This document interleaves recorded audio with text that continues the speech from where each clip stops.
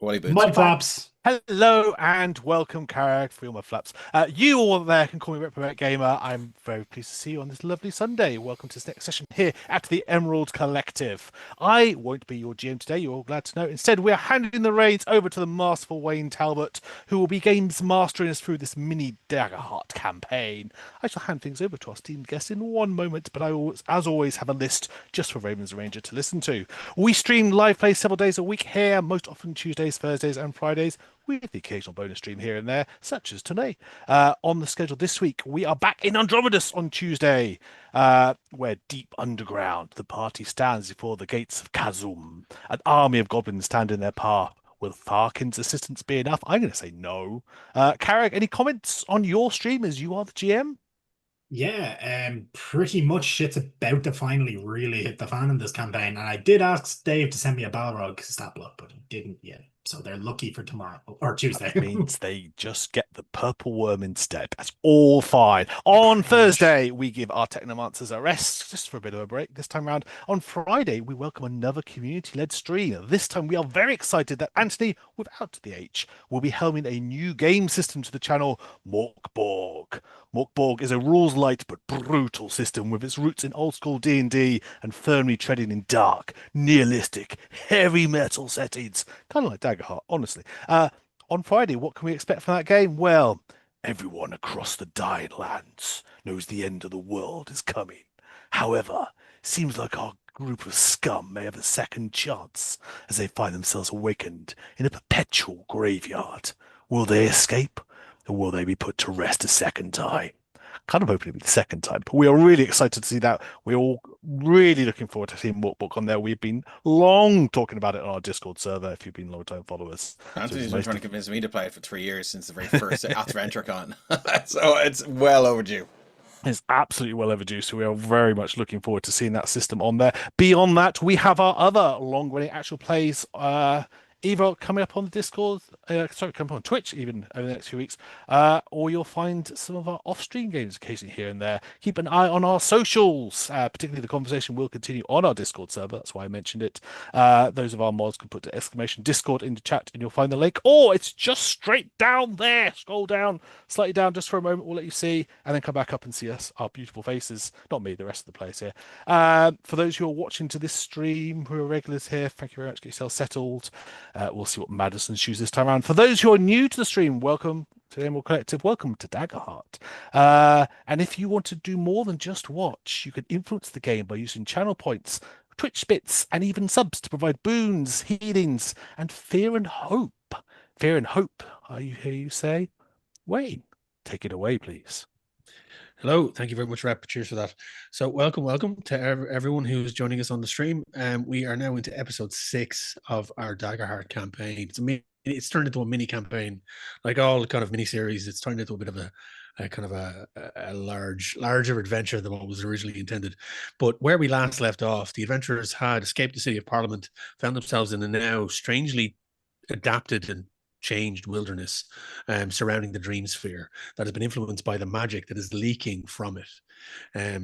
They kind of found themselves finding the remnants of the cavalcade, the home of one of the group's members, Paradox. It was his former home that had been attacked and destroyed by an unknown band. And then that's what led to Paradox then going to Parliament to make the council aware.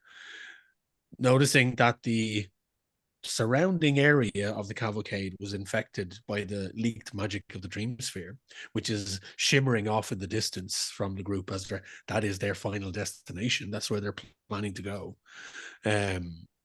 Ramble was enticed into a forest by a simian-like face that he saw amongst the trees. Following it deeper and deeper into it, he was then horrified to discover that this was actually a trap and a large mutated like plant with these tendrils with molded faces that it could shape and turn into different visages in order to lure its prey in. It attacked him, and then the group intervened and saved his life, and Dog had the final blow, killing this creature outright, which turned out to be actually only a newborn creature, as the land is being twisted and misshapen and malformed due to these dark magics. They then set off Paradox taking one last look back at the cavalcade, taking some keepsakes. They hit the road and headed off towards the Dreamsphere. And that's where we pick up in this week's episode. The group have been on the road now for best part of half a day. And as you walk through this landscape, you have all traveled over the course of your short or long lives, depending on who it is. And you've seen much of this land for the most part. But nothing has prepared you for the sights and the smells and the changes that you've witnessed over the last half a day. Paradox would have been familiar with some of this. Ramble as well, with your travels with Lanafear, you would have some familiarity with this landscape, but it is completely changed. Large outcroppings of foliage and twisted and mutated plant life have sprung up and burst through the ground. Some places were once barren are now fresh, with teeming with life. Unnatural sounds chirp and screech and holler from beneath foliage and high top tree lines that natural sounds just our bard. Is that not what we like they weren't there a day ago, 2 days ago. This was all brand new. And there's that stench of but weirdly enough, the stench is that of kind of like heavy rotting vegetables. And any magic users in the group can sense, it's like ozone in the air. You can taste it. It's like this static, and anyone like ramble. There's areas that you've walked through and your fur just goes, and you're just having to kind of push it down. I'm a big red puffball on occasion. And this particular moment, the group find themselves pushing through, and kind of you're having to use your weaponry to kind of cut through large sections of it. And as you cut through one massive swath of deep jungle, you push through into a large clearing that's overlooking a kind of a drop into a valley in front of you. And you all start to take it all in as you see the Dreamsphere again, closer now, but still a good half a day's travel from where you are. And between yourself and the sphere, you look down into this valley and you see a crazy sight of landscape that has been ripped up and is now floating and twisting amongst energy fields. You see large balls of energy that are floating, electrical currents flicking off it as it kind of strikes into the ground and big puffs of dirt. You see huge, kind of long, twisted, thick vines that are punching into the sky that have large thorny branches protruding from them in all weird angles. Their purple leaves and flowers all kind of cascading across their crowns, but then kind of flittering and floating off in the breeze. You see, Ramble and Paradox in particular. I want you to give me a history roll here. History roll. So again, with Daggerheart, and apologies, I'm getting used to some things here, and I keep getting it mixed up with other games. So it's a knowledge roll here, what I need. So I need a knowledge roll from yourselves on this one. Just the two of you guys, because you guys are kind of the scouts of the group, and you would have the first inkling towards this. Oh. And as I will press play on some tunage. And as the groups roll, and we will have links to this in our chat, the music that we're using tonight has been very kindly, we've been given permission by a digital artist called Witchbolt to use their catalog of music to accompany the stream this evening. So big shout out to Witchbolt. We're going to be putting links to their Bandcamp in the chat. Fantastic ambient music that is perfect for TTRPG games. And I reached out to them through Instagram, and they very kindly said, yeah, go ahead. So we really appreciate that. So the music that you're hearing in the background on the stream is from Witchbolt, and you will see links to their stuff. It's unreal. I had been listening to them on YouTube myself. Yeah, they're fantastic. I'm letting Wayne show us the discography. I don't want music spoilers. It's fantastic kind of ambient background music for this type of stuff, and these albums in particular are going to match the weirdness that we're going to witness tonight. So this one gives like kind of Halo vibes, or is that just? Yeah, sure. Yeah. Okay, so what did we get? Good album, Witness the Weirdness. I got a 21. That's a rush. I got a 3 with Fear. Okay, I'll take the Fear. I'm a little still thinking about that tree that tried to eat me. Yes, a couple of hours ago. So, Also try to Paradox. Lanathir fly into the middle of whatever this is, because she's about to go. I can see she's about Oh, to. she's taking notes. Like the face is in her journal. She's recording. I'm doing a lasso ready when she flies off. Just the lasso's just there, ready to go. So Paradox and Ramble, I take it you're kind of at the front of this group as you move through, and as you come up to the kind of this top of this hill overlooking into this valley, Paradox, you straight away kind of realize, I know where I am. I think can you see some landmarks that are similar, but the landscape has changed drastically over the last 2 days, and you're seeing these ruins that are protruding from the ground, and large chunks of rock and debris and buildings are floating through the sky, seemingly on kind of waves of energy and arcane in nature as they kind of rotate. Huge chunks of earth, and there's large swaths of the earth that's been lifted out, and there's like big divots, and you're kind of looking and going, those structures don't make any sense. They shouldn't be where they are right now. And like obviously the foliage, the landscape, all these tree lines that have protruded up and sprouted out of the ground are new due to the magics and the earth being rendered. But even you see off in the distance, you see this large tower with a golden dome on the top with a huge spike and a tattering of a flag. With that roll, you recognize that is actually a flag of a city that is at least 100 leagues from here.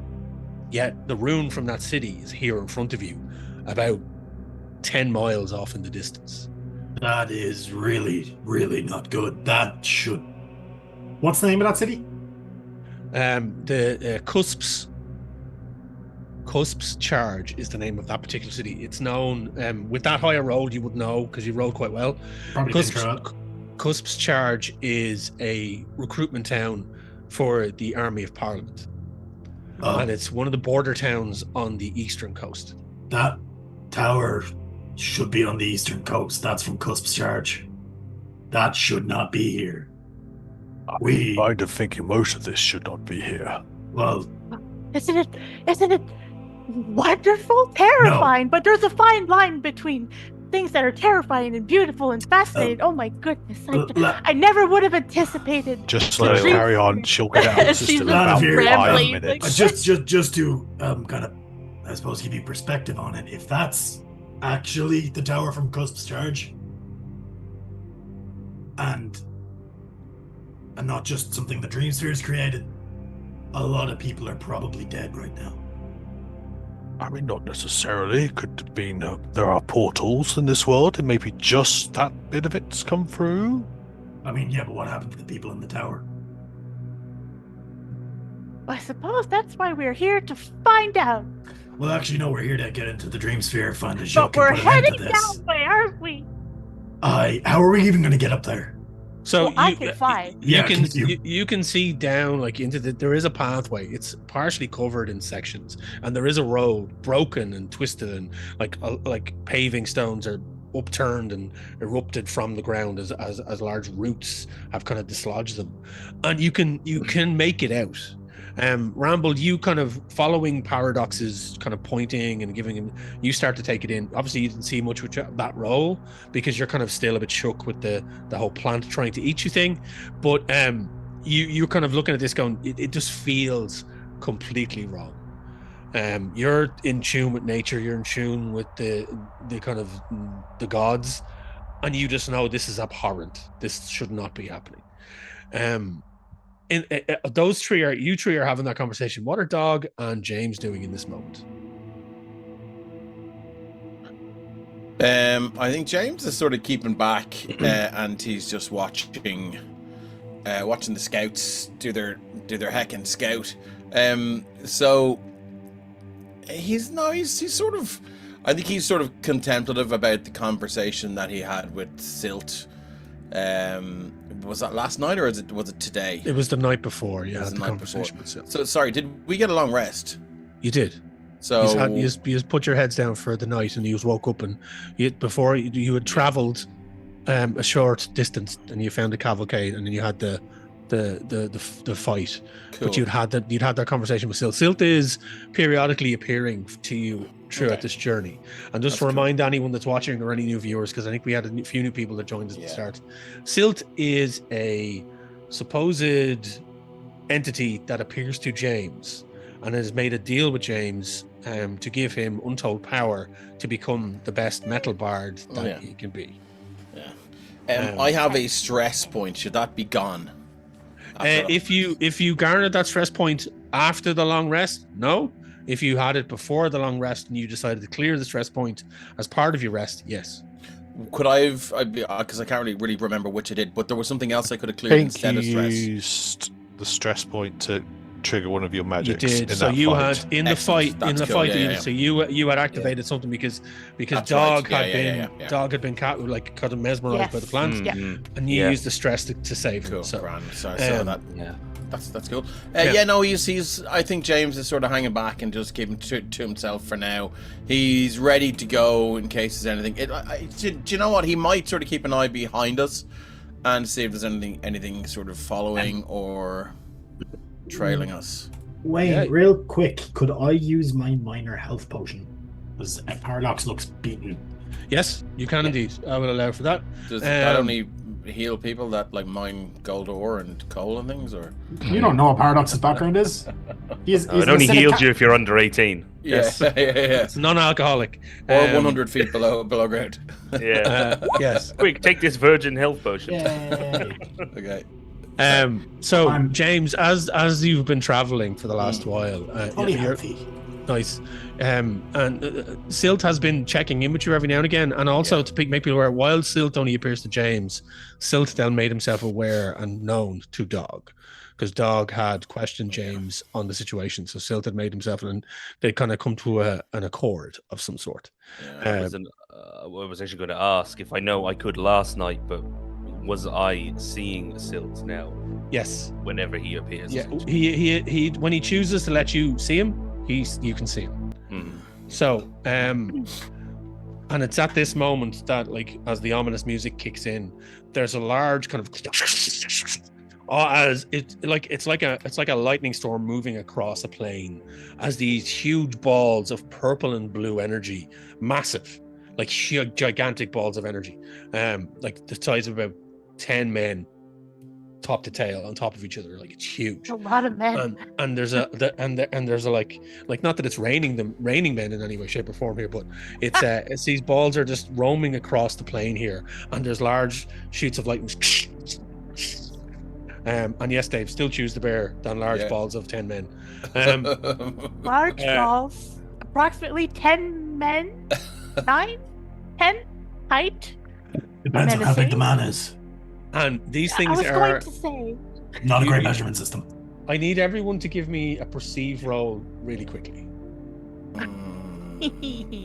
Perfect. Okay. Do I have anything that makes me good at perceiving? I think as a ranger. I don't think I do. Not yet, anyways. We're level 4. 17 with fear. But sorry, I said closed. 14 with fear. Oh, sorry. Fear. Nom, nom, nom, nom, nom, nom, nom. So just to explain again to the viewers, so this game works off fear and hope. Whenever they roll with fear, even if they succeed in the roll and they roll with fear, because there's 2 die, a hope and a fear die, and if they roll the highest number on the fear die, then they will roll with fear. If they roll the highest number on the hope die, they roll with hope. But then they add those 2 numbers together, and that's the total of what their roll is. But if they roll with fear, the GM gets a fear, which I then get to use at a later stage. If they roll with hope, they get a hope, and they get to use that for whatever they want to use it for. It's the core mechanic of the game of Daggerheart, the game system. 6 with hope. Okay.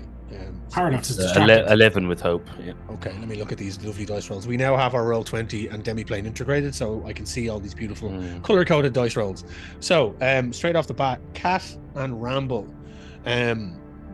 you can't help but straight away notice that these energy balls, 2 of them are broken away, and they're a good half a mile off, but they are starting to move up in your general direction. Oh, I think it might be heading in our direction. Time to go. Time to move. Let's pick a direction and not be here right this moment. Yeah. Ramble, the hair of the fur starts to stand up on end as they start to pick up speed and move. Sorry, I'm trying to keep it down. And I brought a comb. It's okay. And large chunks of the earth and the foliage and the kind of the runes are getting torn apart as these things start to push through. James and Dog, you see off kind of following the path down into the left, which seems to veer away from the direction they're coming in. You see Silt, and he's just standing there and he's pointing really frantically, just like, Yeah, I think we better go that way. Book it. Sounds fine. Any direction's better than here. Yeah. They could be friendly. They're not friendly. You wait and see. We'll They let might you have a know. good We'll plan. find you later. I'm made of conductive material. I'm not waiting around to find out. You can hang on here while I disappear.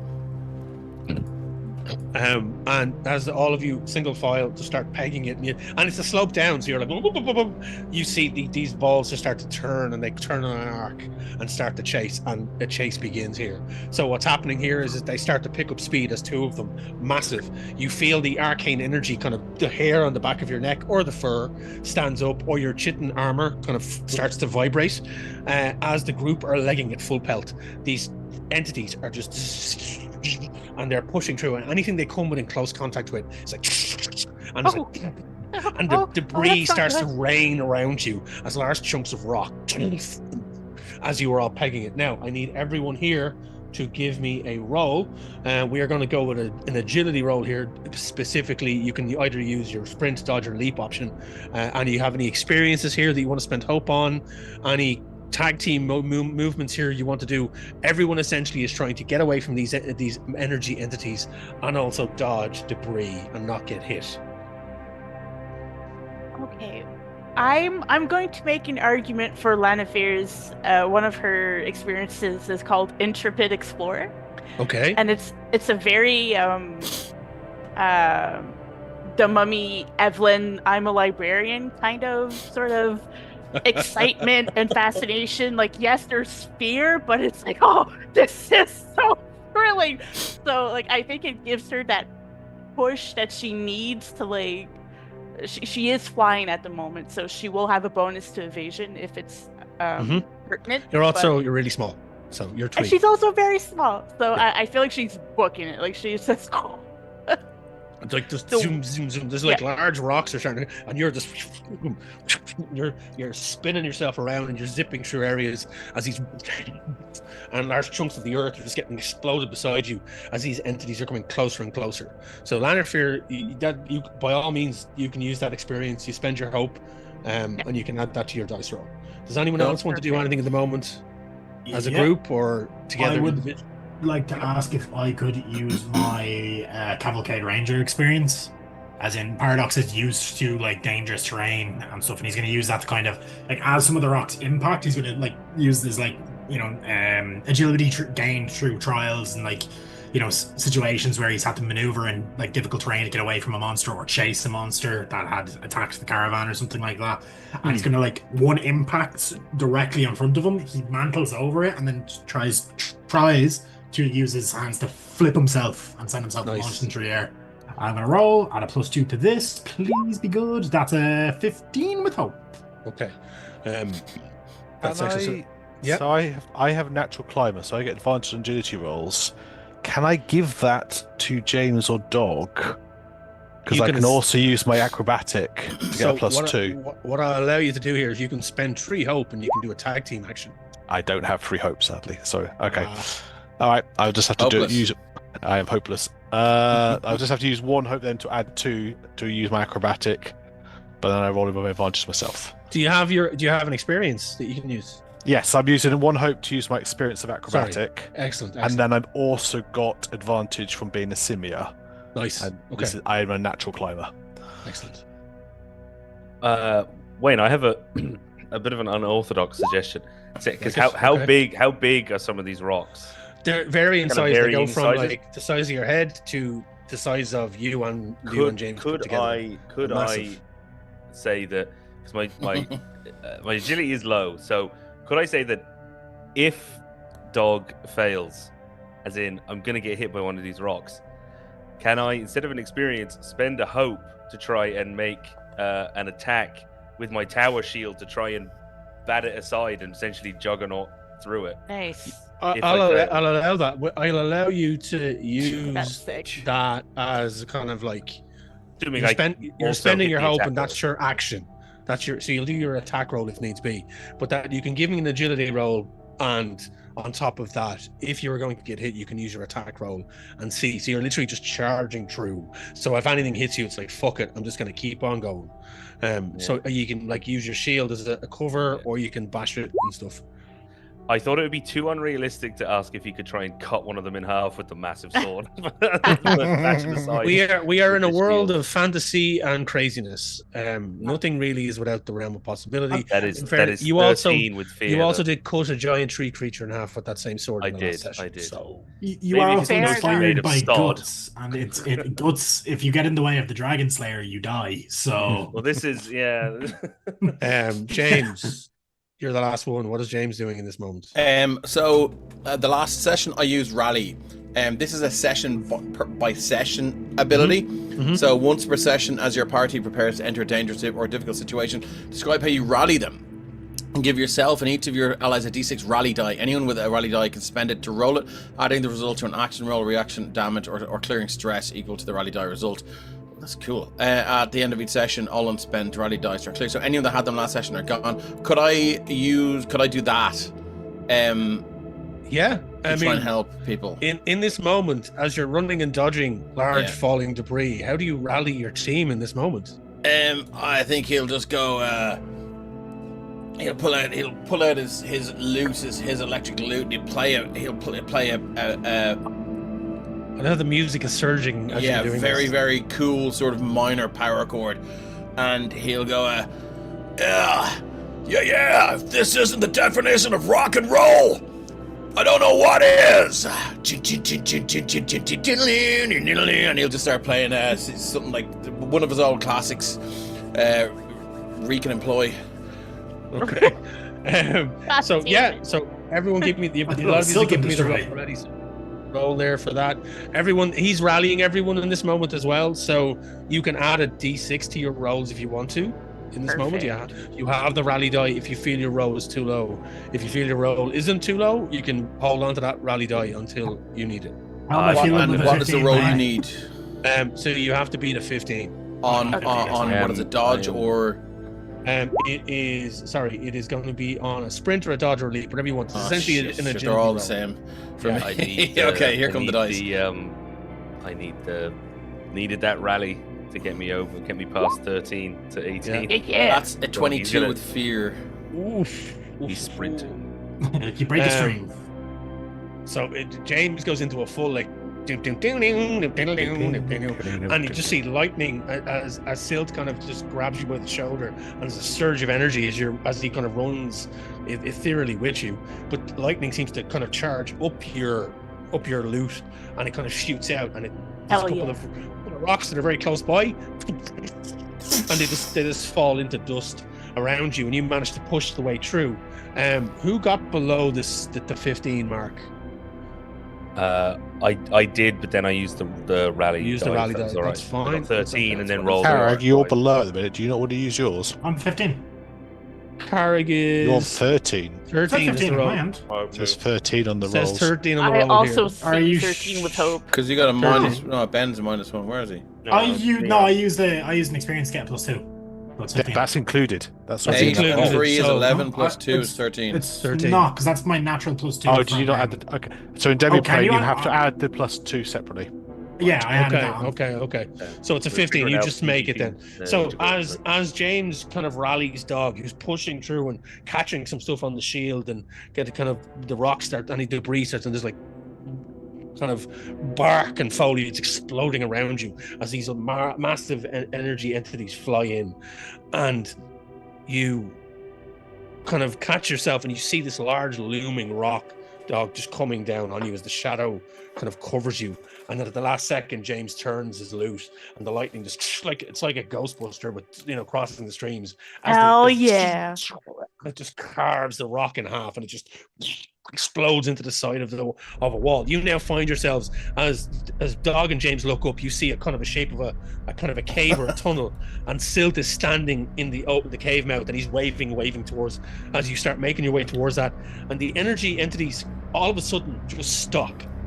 about 20 feet from the tunnel mouth as you all kind of charge into the darkness. And you can feel the kind of the acrid ozone smell as some of the fur on your ramble, and some of the fur is kind of singed slightly as it was very, very close. And you just hear like the debris falling around, and every now and again, like there's a thunderstorm right outside the cave. And you can just feel, Lanafir in particular, there's just this sense of, like, you can taste it in the back of your throat. There's like a weird, acrid, arcane energy about these entities, whatever the hell they are. And they're just floating outside this entrance that you now find yourself standing in. What are the group doing in this moment? Why do I feel like a mouse being chased into a hole by an eagle? It's a very specific analogy. Scared of the dark. But, anyone ever seen these things before? Nope. Would Lanafir have Lanafir can give me a knowledge roll if you want to take a guess at what they might be. Absolutely. Let me just double check my features here. How's the volume on that music for everyone? It's not too loud, is it? Yeah, good shout. So I will have advantage on this roll. That's fine for me. Don't turn Cool. down. Cool. Just want to make sure, because it can be quite. Ooh. We can. I think everyone else can turn it down in their master. In their. I once again did it on the wrong place. Yeah. My apologies. Cheers, Dino. Levels are fine. 27 with fear. Wow. I'll take the fear. That's a roll and a half.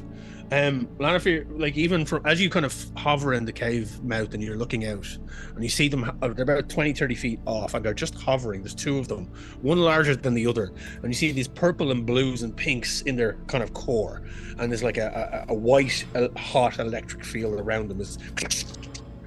And as you're kind of sensing them, you kind of stretch out your arcane knowledge and your fifth senses, and you stretch a hand out and you kind of test the air. And for a second, it's strange. You've never experienced magic like this before, but with that high of a roll, you're able to put together very quickly. You've read notes. His 27 is a ridiculous roll. You've read tomes about kind of a version, a kind of a mancy where it's like plays with time and the realms of plane jumping. And as you stretch out your arcane senses towards these huge glowing balls, you can sense tunnels of time existing in their core. And it's like they exist in this instance, and they shouldn't. They are from somewhere else, and they've been pulled and ripped here. And there is anger and pain and confusion. And that energy that's ripping off them is lethal, but lethal in a way that it would, straight away, you know, if you go near that, your complete essence is going to be torn from existence and will have never existed on this plane. It wipes you completely from time. Whoa. Lanafir, you seem worried. You got all of that because that roll was 27. If you had gotten below 25, you would have been told, these are just balls of energy that will kill you. You rolled a 20, so that's insane. I sense they're not of here, but not of this time. They're not supposed to be here. But I sense I sense fear. And there's anger there. You'd be right. No, that makes sense because your eyes rolled back into your head and you started speaking a language I've never heard before. No, but they're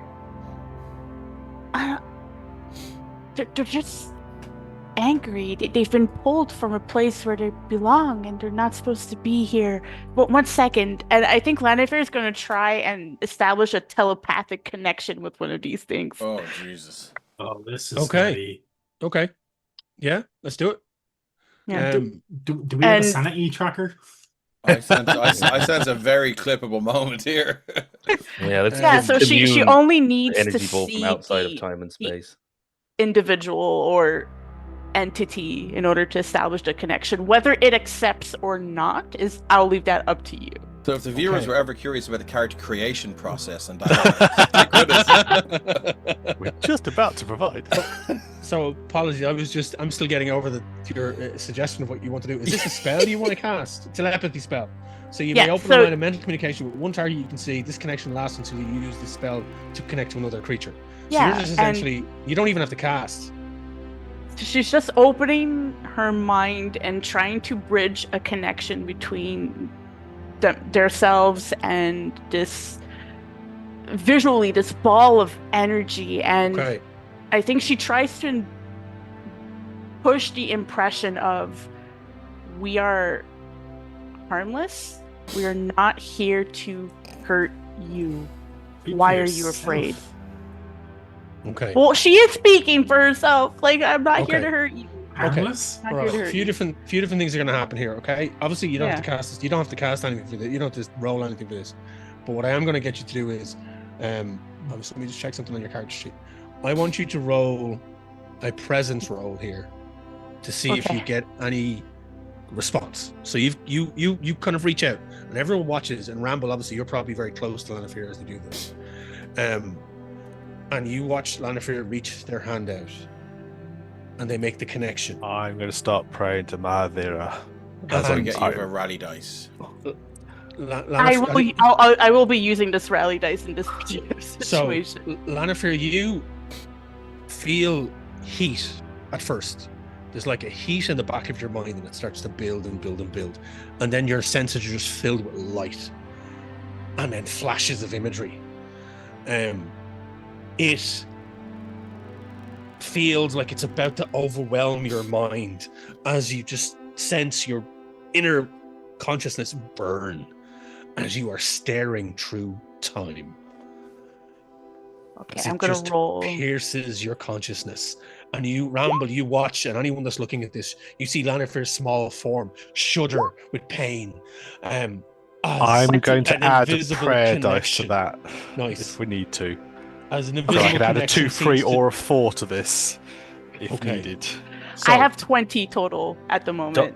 20 Dog is total. going to kind of grip the hilt, but out of instinct, he sees Lanafir obviously like in pain and danger, but then knowing like, I can't do. Ramble's what can I not do? looking at them anymore. Ramble's looking at Yeah. Lanafir, and he's got one hand on his shoulder, and he's ready to run in whichever direction they need to go in.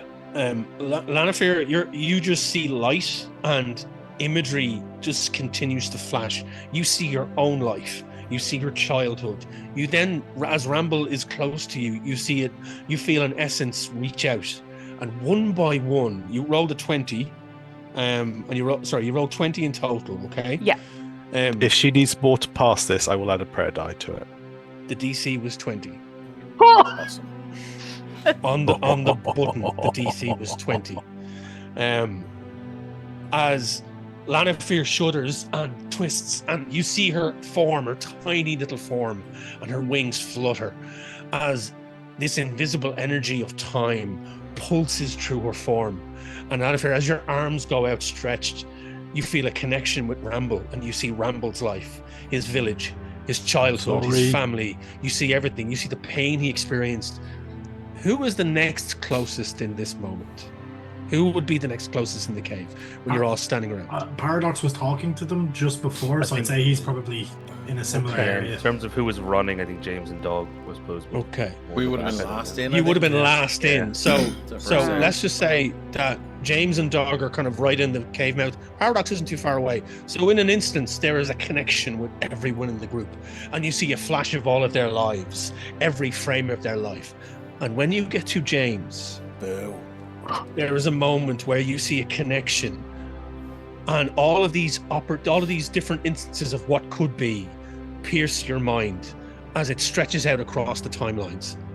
And then all of a sudden you feel another essence.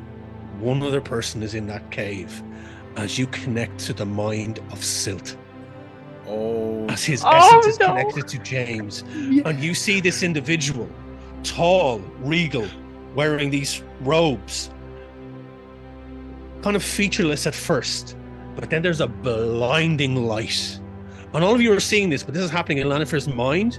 You don't see what Lanafir sees, and it happens in a split second. And then Lanafir, You are standing in a large open field, vast. As you pick yourself up and you look around, you notice that you are surrounded by an army.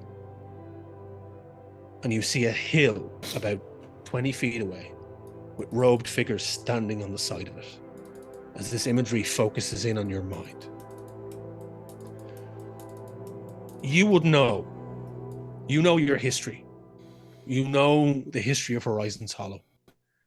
And then you see this army, and it takes you a couple of minutes as you kind of take it all in, and you look up the hill, and off in the distance, you see a huge, gigantic, crystalline structure of the glass heart. It looms in the distance, cradled in the center of Horizons Hollow that once was. Its huge, glorious, crystalline being sitting there, stretching skyward, energy emanating off it. You can feel it even from where you're standing. And you see these robed figures standing on a hill that looks towards the glass heart. And then you find yourself pulled, and you blink, and you're there standing at the foot of the hill, and you see all these robed forms. And there's one figure in particular, a female, standing ahead of them, her arms outstretched as she pontificates to this group of about 20 to 30 robed individuals, all with stabs. They all seem to be magic users of some sort.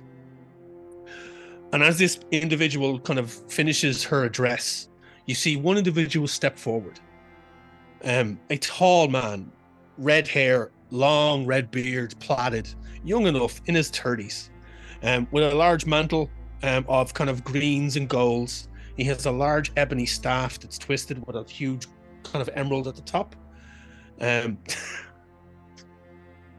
I just saw the comment of Dave Rustain. Thank you very much for that one, Dave. And you kind of, you were there in the moment, but nobody's paying you any attention. One of these typical moments where you're seeing through time and you're there, but nobody sees you. And you see this individual step forward, and so we cannot do this. It goes against everything we've ever believed. If we were to try and do this, we would curse ourselves for eternity. What you ask of us to give ourselves to you so you would have power in order to control this thing for a warlord who sees nothing but destruction in his path. We were wrong to join this cause, and we were wrong to give our magics to it.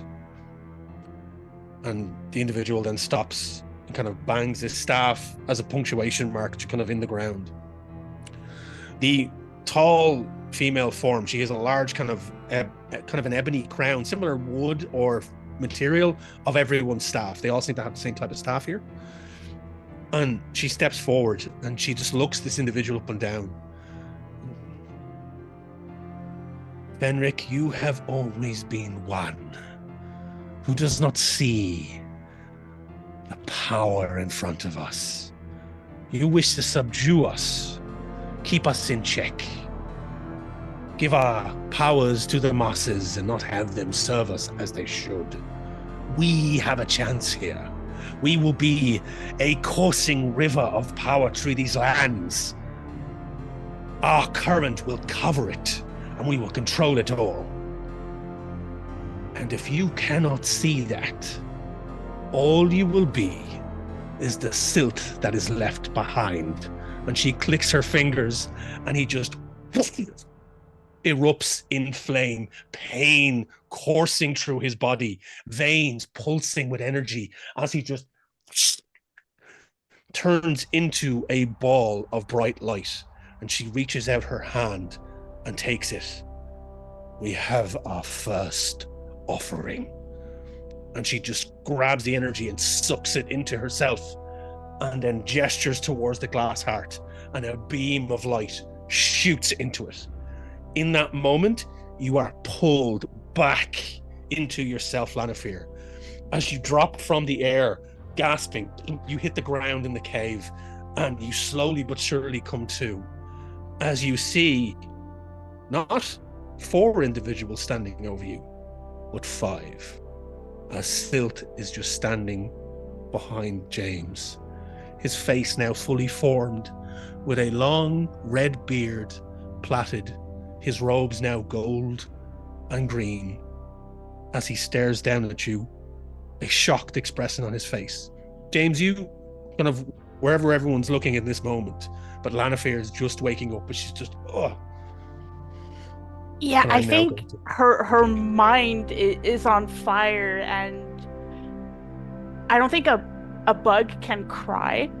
There's no tears that come out of Lanafear's like compound insectoid eyes, but they are iridescent. Yeah, and it's just, I'm so sorry. I'm so sorry. And she just For you repeats to it, and I think apologize about. she's looking at Silt, and I think she just loses consciousness. Like it's just, And yeah. yeah, James Dog is in a huff now. that Scoop everyone can Lanafear see. up in his hands. Well, no, see, there's no confirmation about who can or can't see Silt at this moment in time. Okay. Yeah. So, The dog just Okay, scoops wait. Lanafear up. Okay. okay. Well, would James have seen her looking at Silt behind him, or Were you gesturing at Silt, Lanafear? Was that kind of aimed at them?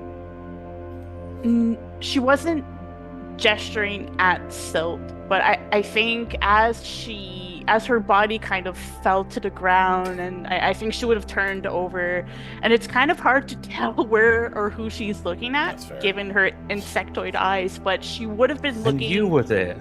And you... in the general Yeah, but direction you- of you- James and Dog and Silt. I feel Okay. like that's the Okay. direction in which she would have and looked I was at. you. And I was you. well, you were you, but you weren't you, but I knew you were you. Yeah, typical dreams. I was just pointing Yeah. at everyone. And I was there. Yeah, And I and was it just sounded like, again, no visible tears, but it's just a broken voice. It's just full of emotion, exhaustion, and then she would have just completely shattered. Like she's just lost consciousness. Ramble, is she all right? I've never seen this. I have seen it. I don't know with. I can take her if you want. I'm easy to carry her. Yeah, like Well, you. What just happened? I mean, she just pointed at the orb and then just She- collapsed. I know she linked with the orb, but so I. And Who knows? it's at We that should point move as on. when We you need to point leave out these. towards the orbs, you notice that the energies have dissipated and they've started to move away. I look at Silt and just ask, "What the hell were those things?" I do not know what they are, but I could feel something, and I think your little friend sensed me. They were able to tell I was here without me doing anything. Did Yeah, well, I mean, a lot of people in this group have abilities and powers and things, you know. And this is all in your mind, James, so you're Yeah, having a yeah, mind yeah. conversation, so the Well, others what- can't hear this. no question though? He said he turns to look at Silt. Does he just turn and look at like nothing? But James just turns his back on where Alright. they were, and he just looks like quite often, like when James is playing his lute, his mouth moves. When he's reading any writing, his mouth moves.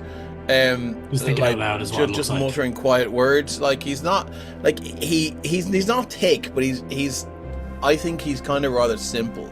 And He's neuro Probably spicy. not on you. yeah. Neuros. That's Yeah, that but everyone here. So he, Basically. so he, Yeah, he probably like not his unusual mouth. to see he- James going. He does constantly look like he's just lips are going like, and he's talking to himself. So, but that does happen when he's talking to Silt though.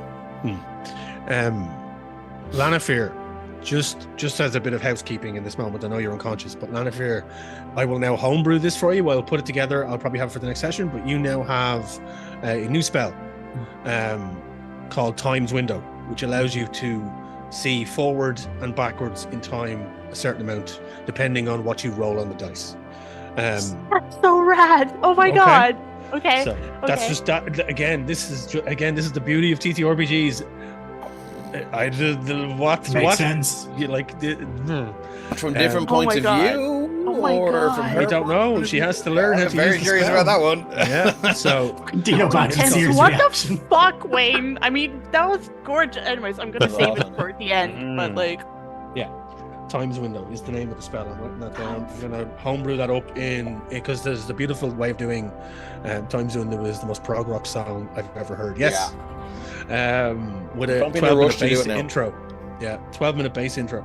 Yeah, Okay. that's on the. What was the other? Witness the Weirdness. That was Witness the Weirdness. Witness Is the Weirdness. is Witness the Weirdness a song on Times Window, or is Times Window a song on Witness the Weirdness? Look, Witness it the all Weirdness sounds feeds- like an album. It depends it all on which feeds issue into you each have. other. Yeah, exactly. And if you play it forwards Yeah, or there was backwards. a- Yeah. It's all a bit That's wibbly one of wobbly. those. Tell you Yeah, what. it's actually So- it's a concept album that the story works both forwards and backwards. Yeah. Um, Times So the Window. Posier's albums. Can everyone in this moment who was conscious give me a perceive roll, please?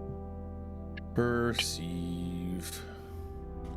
Oh, sorry, I keep forgetting. Where the fuck? Oh, +1.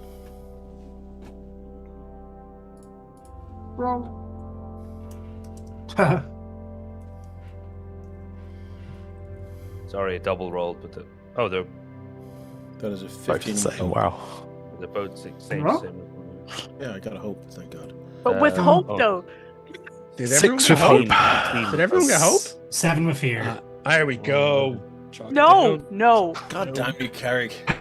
It says you. You fucking come up here more often than not. No. So as the group, everyone bar Ramble, because Ramble obviously is Carrie. Did you get 7? I got 7. Paradox Okay. is just kind of So- confused. So Well, we'll Dog, be focusing on two. Dog Line of and fire. James, you both start taking in where you are, and this essentially looks like it's a tunnel system, and not a very long one, because kind of as you kind of walk through it and take a bit of a nosy, you can see light down numerous different pathways. Which there's about 3 different forks from this chamber that you're now in, which is like an entrance chamber. Also, with that road, you notice that there does seem to be some kind of elements or kind of artifacts or relics from some civilizations here. So there's little statues, there's little pedestals, some pottery, remnants of some campfires that are long but gone out, but there's definitely signs of life within this cave system. And if you want to do investigation any further, that's fine, you can choose to do that. But initially, with that role in particular, you kind of taking your surroundings, you can see, right, there's definitely ways out of here, and there's definitely been people through here before. With the energy entities now gone, there's a calmness now. So there's less of a kind of, obviously Lanfear's unconscious, and you don't know what the crack is there, but there is time to breathe in this moment. I think James is curious as to whether this is a place that people left shit behind in, whether it has burial chamber vibes, or it looks like it used to be just a home to somebody or something long ago. So if you could try and get a vibe as to what this place was, Yeah. that would be helpful. I You think. can give me an analyze roll, which is a knowledge roll. Okay, I got +1 on that. Okay, let's give that a go. So you know what? So that's for 2d12 +1. Boop. Oh, sorry, that's d12. Sorry, I'll roll again. Slash or 2d12 +1. That is 10 with fear. Okay. Ooh. So in this space, as you're kind of rambling around, you see, okay, there's definitely elements of people have stopped here, but there's no signs of any burials. There's no signs of anything that is jumping out at you that this was where people lived overall. This seems to be just like a stopgap on travel, like a cave system that they use for shelter. You do find, with a 10, you find some remnants of old kind of nourishment packs that have since rotted, but for the most part, and it looks like it's been a while since anyone's traveled through these parts. As you go further away from the mouth of this entrance, you notice that there are elements of arcane nature embedded in the rock, like veins of light seem to appear.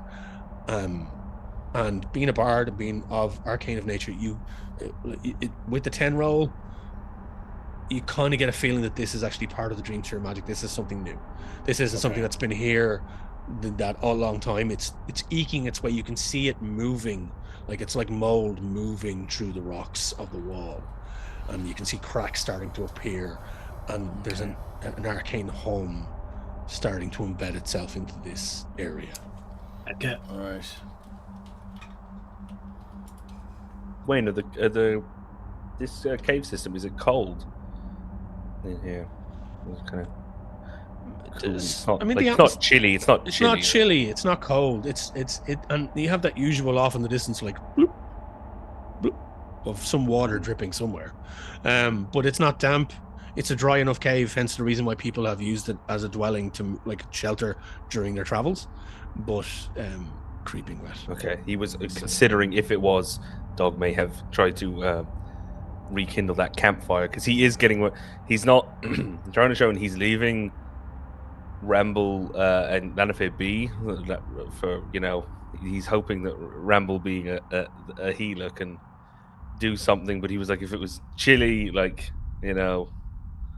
I think we'd only really see Ramble fuck things up with I know, immense but he's like power. he's a cleric, you know. I as far healed as someone Dog last session. I'll have is, you yeah, know. as far True, but, Dog is like, concerned, someone. I you don't know what I remember. mean. I think it was True. me, Yeah, actually. You know, he was thinking maybe is it cold, maybe I could put, you know, like warm, but then it's like it actually, does Lanafe feel that, like, does she need cold? He's not vocalizing any of this, but Lanafe, yeah, She's it's just complicated, because and we'll go from there. somebody, yeah, Well, somebody Lannifer's a that, bug. They're cold-blooded anyways, so like. yeah, but that's not, yeah, but somebody that She Dog, is a fairy. Fairy? First Yeah. of all. somebody Yeah. that Dog knew. No. Somebody that Dog knew. He's getting very protective of the small person. Okay. It's not overly cold. It's not overly warm. It's just nice. Gonna pace and worry It's just perfectly right. for a bit. James. Can I grab Try dog, check all the exits. Dog by the arm, yeah, and just go, well, my little roadie, I think it's time we look around this place. Yeah, good idea. Let's find a way out that isn't plagued by balls of lightning. You know what I mean? Yeah, So, sure. Still have any idea what don't you say what his that name was? out loud. No one else Sorry. knows about him. That's the record exec. Yeah. No. He doesn't get a producer Suit. tag. I'm gonna call him the suit. He's the ghost rider. Call him the suitor, Bobby Cash Money, Yeah. whatever you like. Okay. Send your money bags. Know what's going on here? Yeah. Oh no, well, I mean, he didn't know what that thing was. Yeah, El Grand Fromage. I mean, Silt can be present if you need him. Sorry, lad. And if you need him, he can be present in this moment. He's Yeah, always kind of there. But Yeah, I think James wants to sort of do this I old think school she would, with Dog, you know, his roadie and his security guard, and just to go.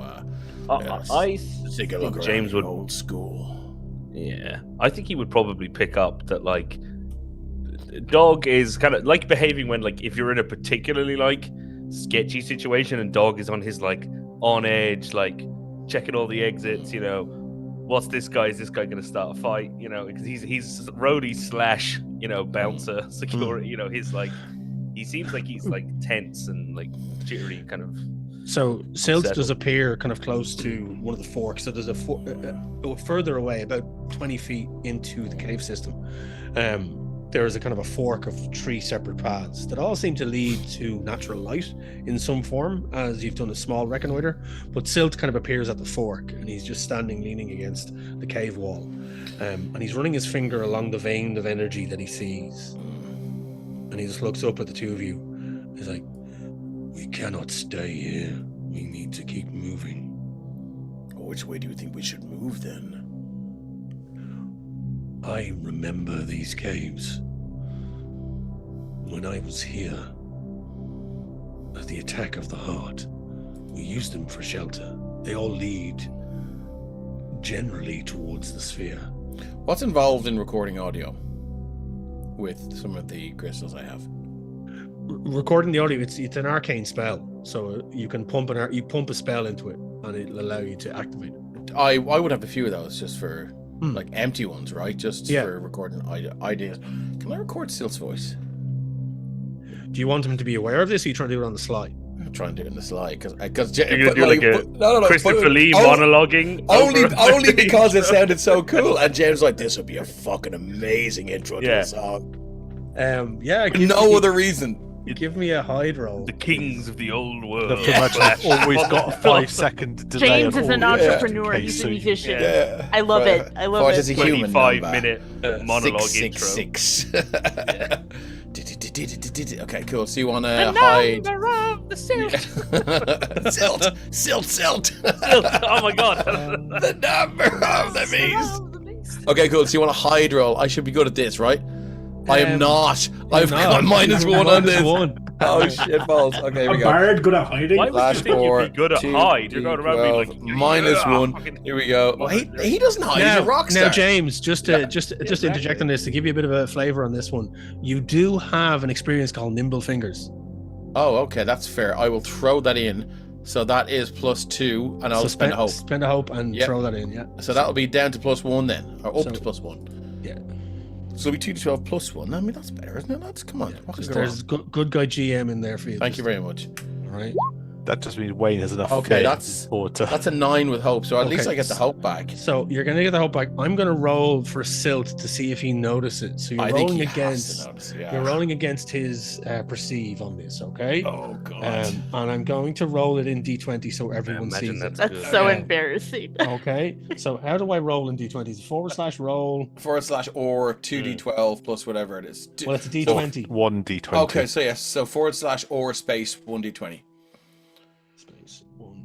Oh, sweet baby, Jesus Christ in heaven. 7 plus 2. Okay. So you're both meted together. Do we at reroll the same time? or No. So what's going to have to happen here is, I'm going to basically say you kick off the recording and you can't tell whether Silt is aware of it or not. Okay.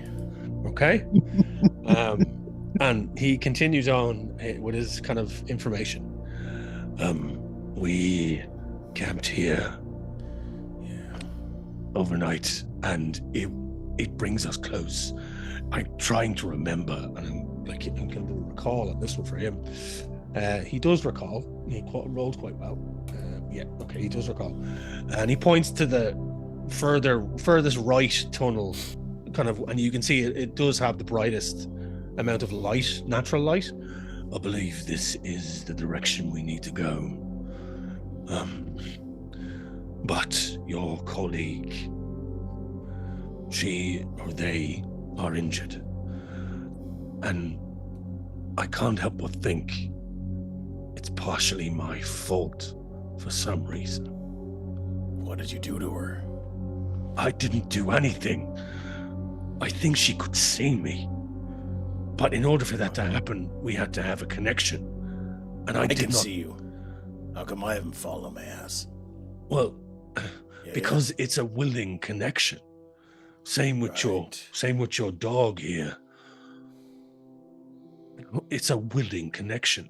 Whereas with Lanafir, they could see me, but I feel when they looked at me, they knew who I was, really knew who I was. So past all this pretense. Why don't you show us who you really were then, Silt? Give me a... Time to lay our cards on the table. Yeah, give me a presence roll on this. You can do a charm roll on this one, please. I got the charm. Let me see if I have any for this. If Dog wants to get in on this as well. You can spellcasts. When you take when you play a temporarily vulnerable. Okay, so I have something for this. That's gonna come after this conversation. I think you can see what it is on my Book of Korvac's second one down. If we get some information out of him. Okay. Yeah. You see, so you get a vibe what I'm gonna go for here? Yep, 100%. Oh, okay, cool. Yeah, okay. In terms of pitch again, can I aid James? Yeah, in so that you can with give the- if you want to pitch in with the conversation, you can give James advantage on this roll. And I'm going to use my own rally die on this. It's a pretty hefty roll. Then, Yeah, So I it's think gonna he's be- just saying lay Right. all our cards. We got to all. Okay, so we're going to We've go, gotta what lay is our it, cards slash on the or 2d12 plus 1d6 for my rally, plus what from James? Sorry, from Plus- Dog is another plus d6. another d6. So obviously we Oh, plus sorry. 2d6. Wait, am I spending a hope to do that? Yeah, Yes, you are. it's fine. Okay. I mean, that's plus 12. Like, you better get it. It's a 29 with Fucking hope. Christ. Wow, with hope. So that's Yeah. that's a That's hefty roll. Sixes on both d6. So D12. you see kind of Sil's head kind of drops to his chin, drops to his chest, and he kind of shakes his head and kind of looks up at both of you and kind of gestures with his hand. And as he gestures, a long staff of ebony wood appears with an emerald crystal at the head of it. And he twists it and slams it into the ground. And as he slams it into the ground, there's a burst of energy and its entire essence changes, going from that dark clad leather to gold and green robes up to a high mantle. And his face then is the last to appear as a kind of a red gingerish beard into a tightly cropped ginger head of hair, bright blue eyes covered in freckles across his face, a kind face, as this tall sorcerer form stands before you. You know me as Silt. My name to those before is Fenric. I was one of the high sorcerers of the Mad Warlord, the first to be struck down in the shattering of the Glass Heart. So what's the deal, Fenric? I actually sold my soul to you, or? No. You are my anchor to this world. I need you to allow me to exist even in this form. Slightly less metal, but I'm in. You will get power from this. My time here is brief, and when I leave, my energies pass to you. Alright, Fenric, who we gonna fuck up? We need to get to the Dreamsphere. The entity that is causing all of this is trapped within, with a mind to try and escape. They have caused all of this chaos, all of this destruction. Everything you've seen here today is their doing. Alright. Who will And they? my final action.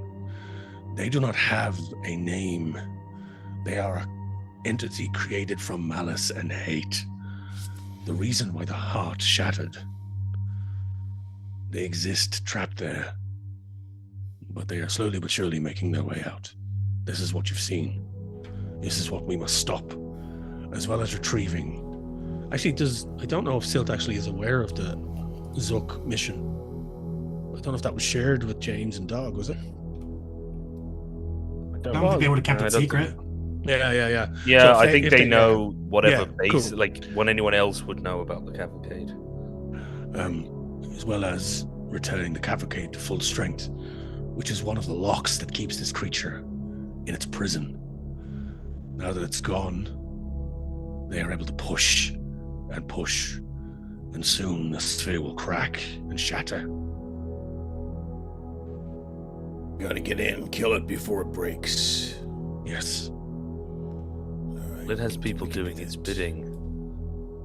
Followers. What do they want? What are they getting out of this? Power, like all creatures that desire. Aye. Same old, same old. What do you think, Dog? We're going there anyway, right? Yeah?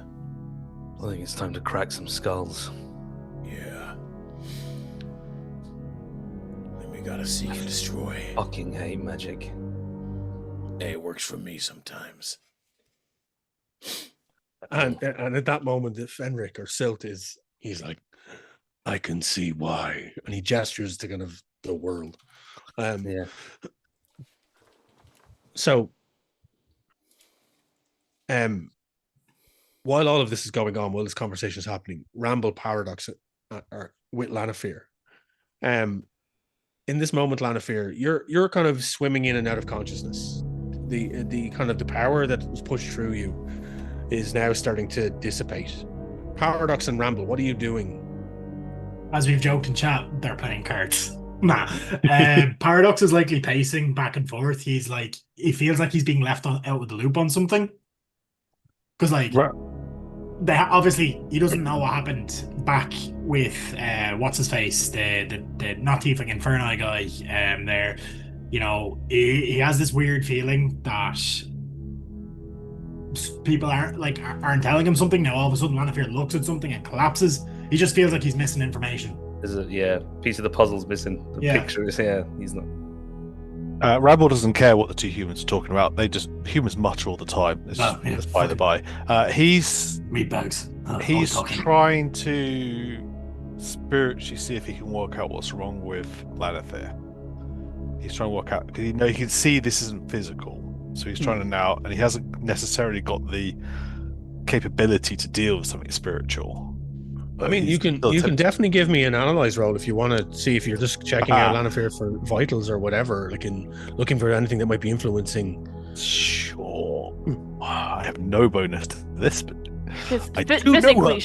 physically, she seems fine. Like it's definitely he's fairly sure it's not a physical thing. It's that he knows, he recognizes the psychic link. 21 with fear, which is guys, we gotta stop. I don't know. Pain is too powerful as it is. Stop it.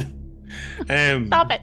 I feed you fear, my master. Take it away. I nearly got one shot last session because of all the fear. Stop this.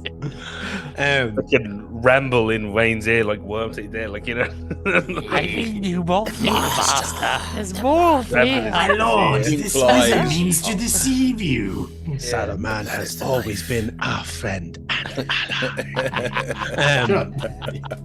Shut up, Don't trust him. He's the voice of Chucky. He is. Brad Dourif, one of the greatest character actors ever to exist in the world. Yes, absolutely. Amazing. 100%. So with that role, Ramble, you know Lanafear. You've dealt with Lanafear in numerous situations. You've had to patch them up on numerous injuries, or when a large kind of unknown Venus flytrap-esque plant swallowed them whole one time, you had to cut them out and save them, resuscitate them. All of this, your history goes back years about this type of malarkey, where Lanafear literally, socket, and this is no different. And you check the usual vitals, and then you realize very quickly that this isn't a physical situation. This is arcane in nature. This is magical. Now, as far as Ramble is concerned, as a simian seraph, a divine wielder, your magics are purely, they're mending, and I can see there's you've got a couple of different things. He's somewhere between, mostly mending, but his god's domain is strength. So he's actually quite a martial character who happens to be able to do some healing. More out of necessity, I guess, out of these types of situations. That seems to be the way it's all. Yeah, I mean, he grew up. His society is very warlike. Mahavira is the god of loyalty and strength, and those are his domains, and that's where Ramble's concentrated. And so far, that's where he's needed to be. So this is a bit kind of this is very much getting to the edge of his wheelhouse and very much into. Yeah, but your deft simian fingers of healing, you kind of realize very quickly as you do your triaging, you realize, hang on, this is not physical, this is arcane, and your healing is ever present with Lanafear. It's always there. That's your first instinct, and slowly but surely Lanafear does start to come around, and there is a level of consciousness that returns. Paradox is pacing back and forth, obviously grumbling within his resonators and his receptors. And fucking meatbags, keep it fucking secret. And Lanafear, you start to stir and you regain consciousness. A bit of a flutter of the wings, kind of like stained glass, iridescent dragonfly wings, and obviously your eyes aren't closed. They're constantly there's there. a light that so- shines through them when she's Yeah. more conscious. It's, first time at night, we don't realize that you think she's still awake and just sleeping. It's a bizarre thing because the eyes are still up. This. It's like you're sleeping somewhere and you see like the little light that's like, you know, TV is in like rest mode, even when it's like off. It's like that little like. Like she's in Ramble's arms, and at some point it's just like. It's always an Oh. auditory or a movement thing. That's how I know she's more awake It's than. both, yeah. Ramble, I think we need to comb your fur again. It's a little matted and staticky.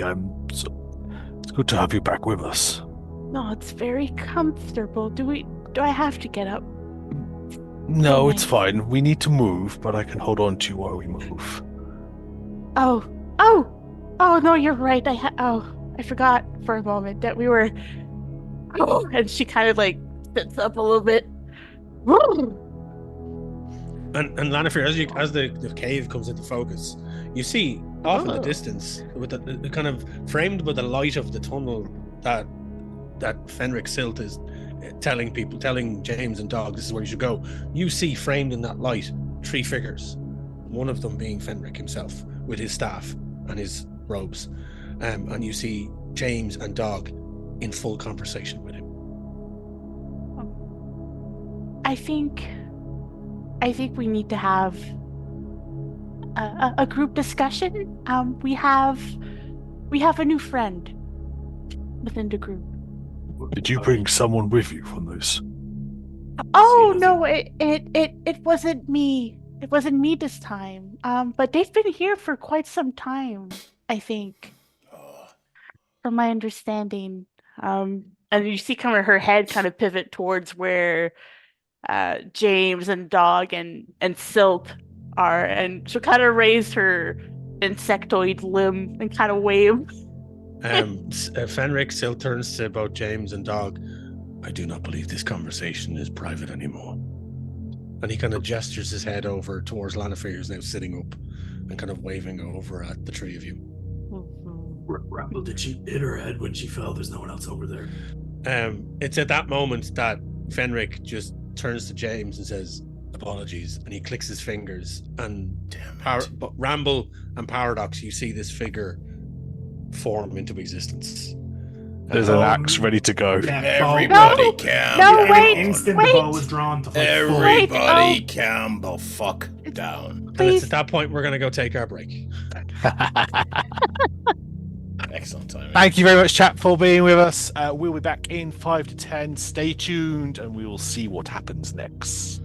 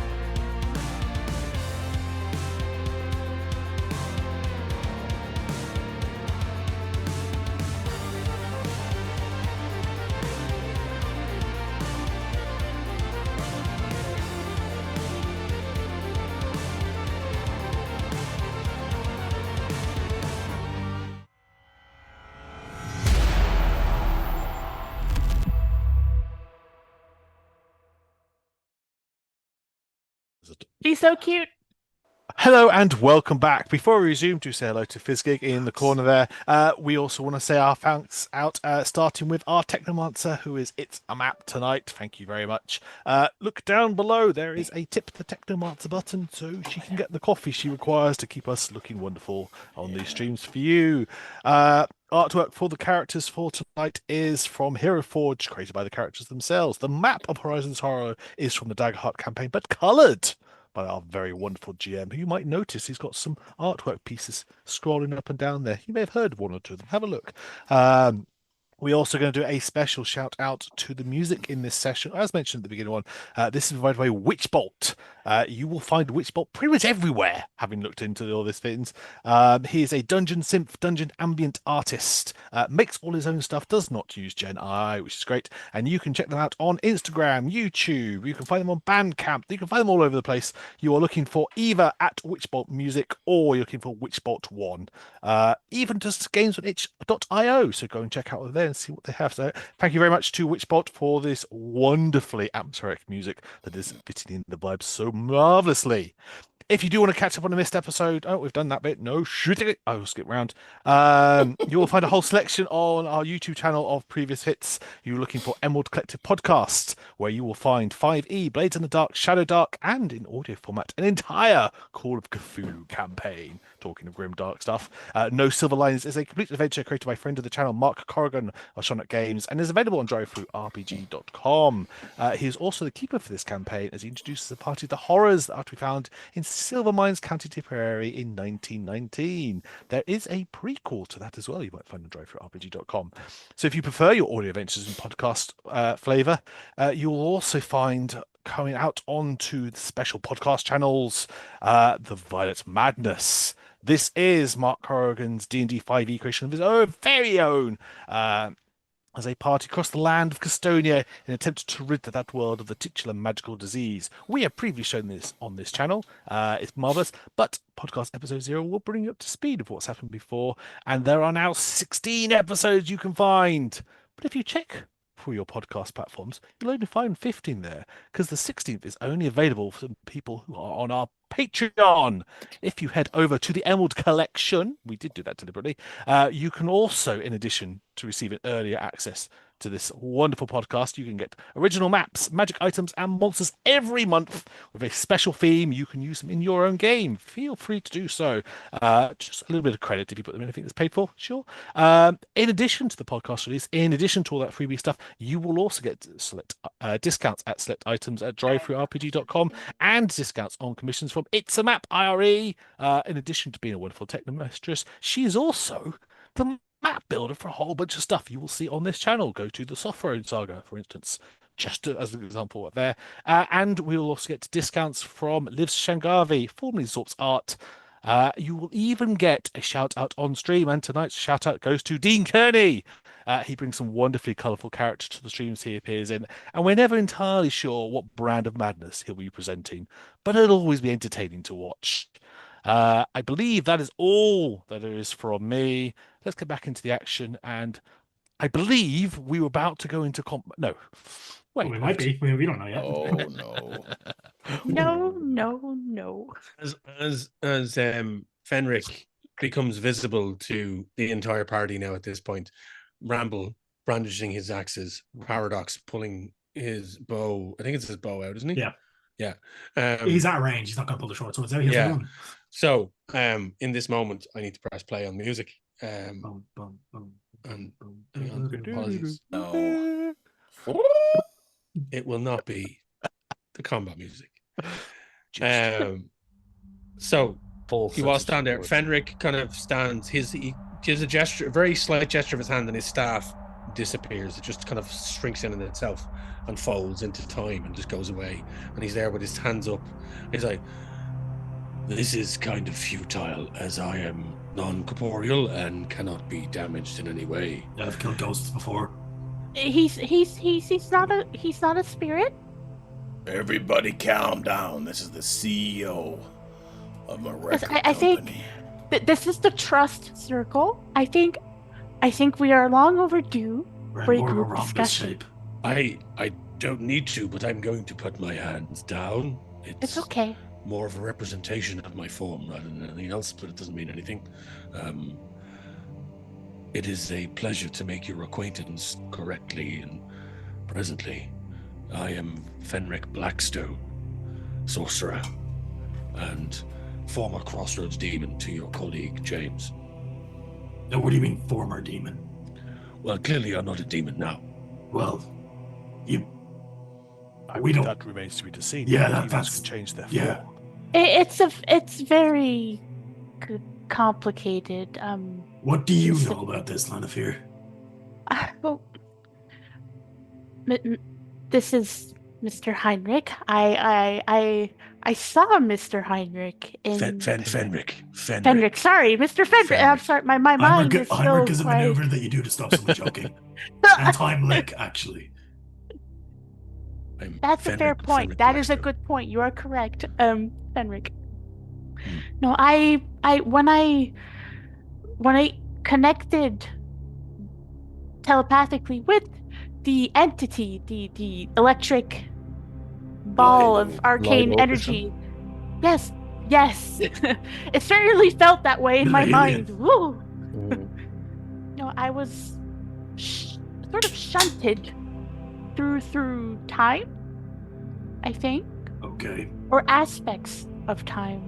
I saw everyone here. I felt many things. Much sadness, pain, triumph, and happiness. Bramble stroking the scar on his thing as you're mentioning that. Do you see everything? Because there was a riff about 15 years ago I wrote that I did see that. Can you hum it back to me? Not now. Okay. All right, Perhaps all right. later. But Yeah, I okay, did. okay. I was connected with all of you here. Surprisingly, with our new friend here, Mr. Fenric. With me? Yes, I was brought to the distant past, I believe. She kind of lays back down and Rainbow's arms for a moment. I saw it. The crystal heart, the glass heart. I saw you.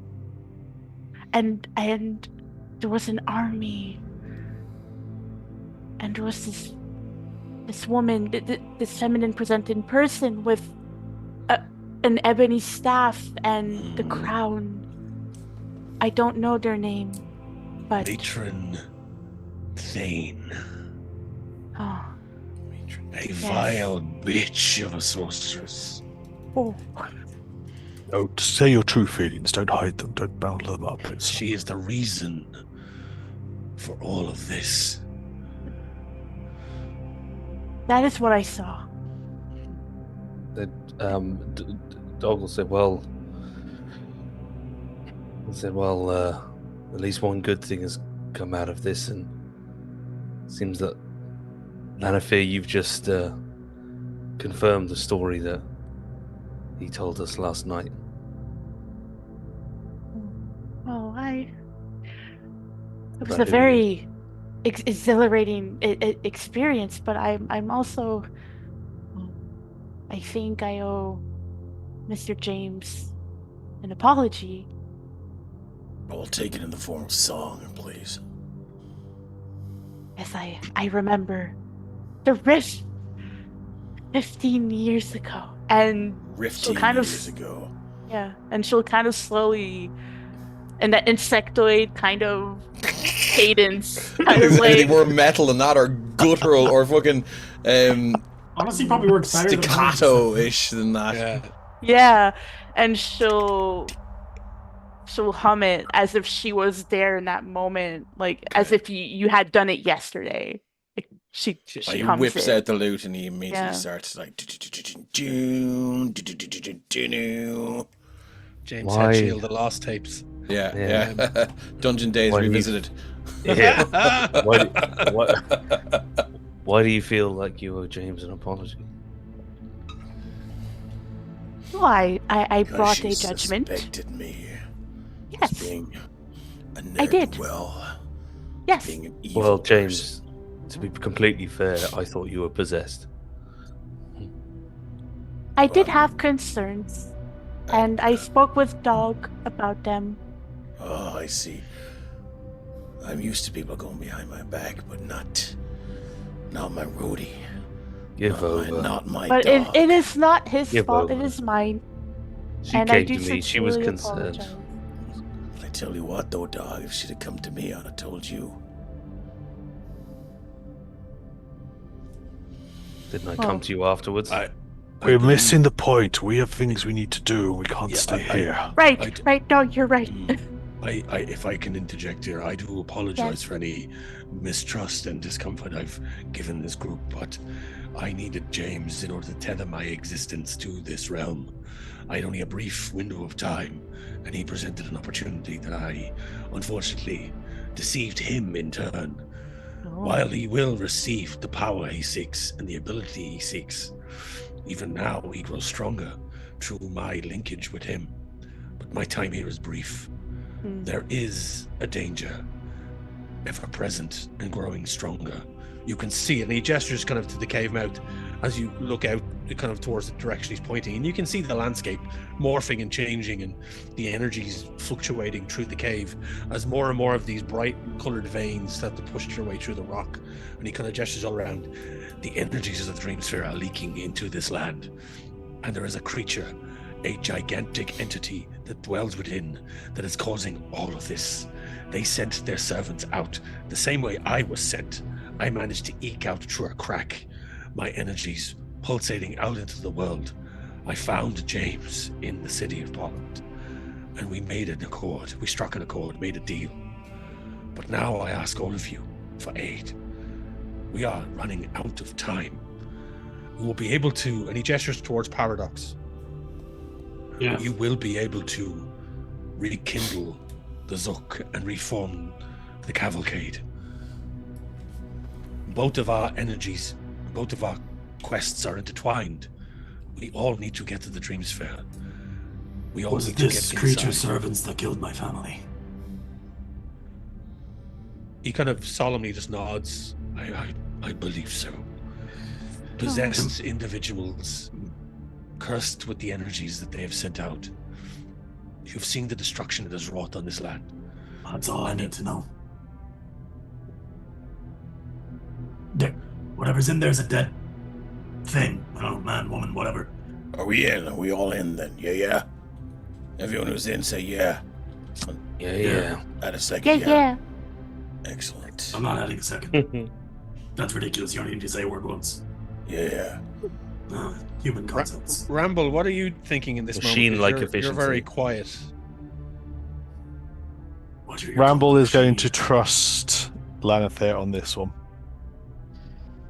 He's not entirely convinced because they've seen things pop up which haven't been what they expected. But if Lanather is following, then he will follow Lanather.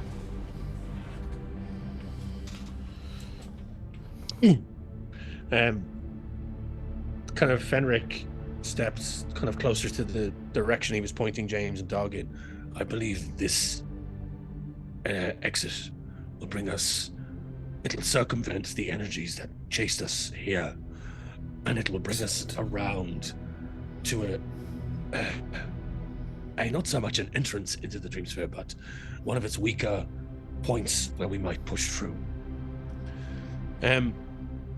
Paradox, I need you to give me a presence roll, please.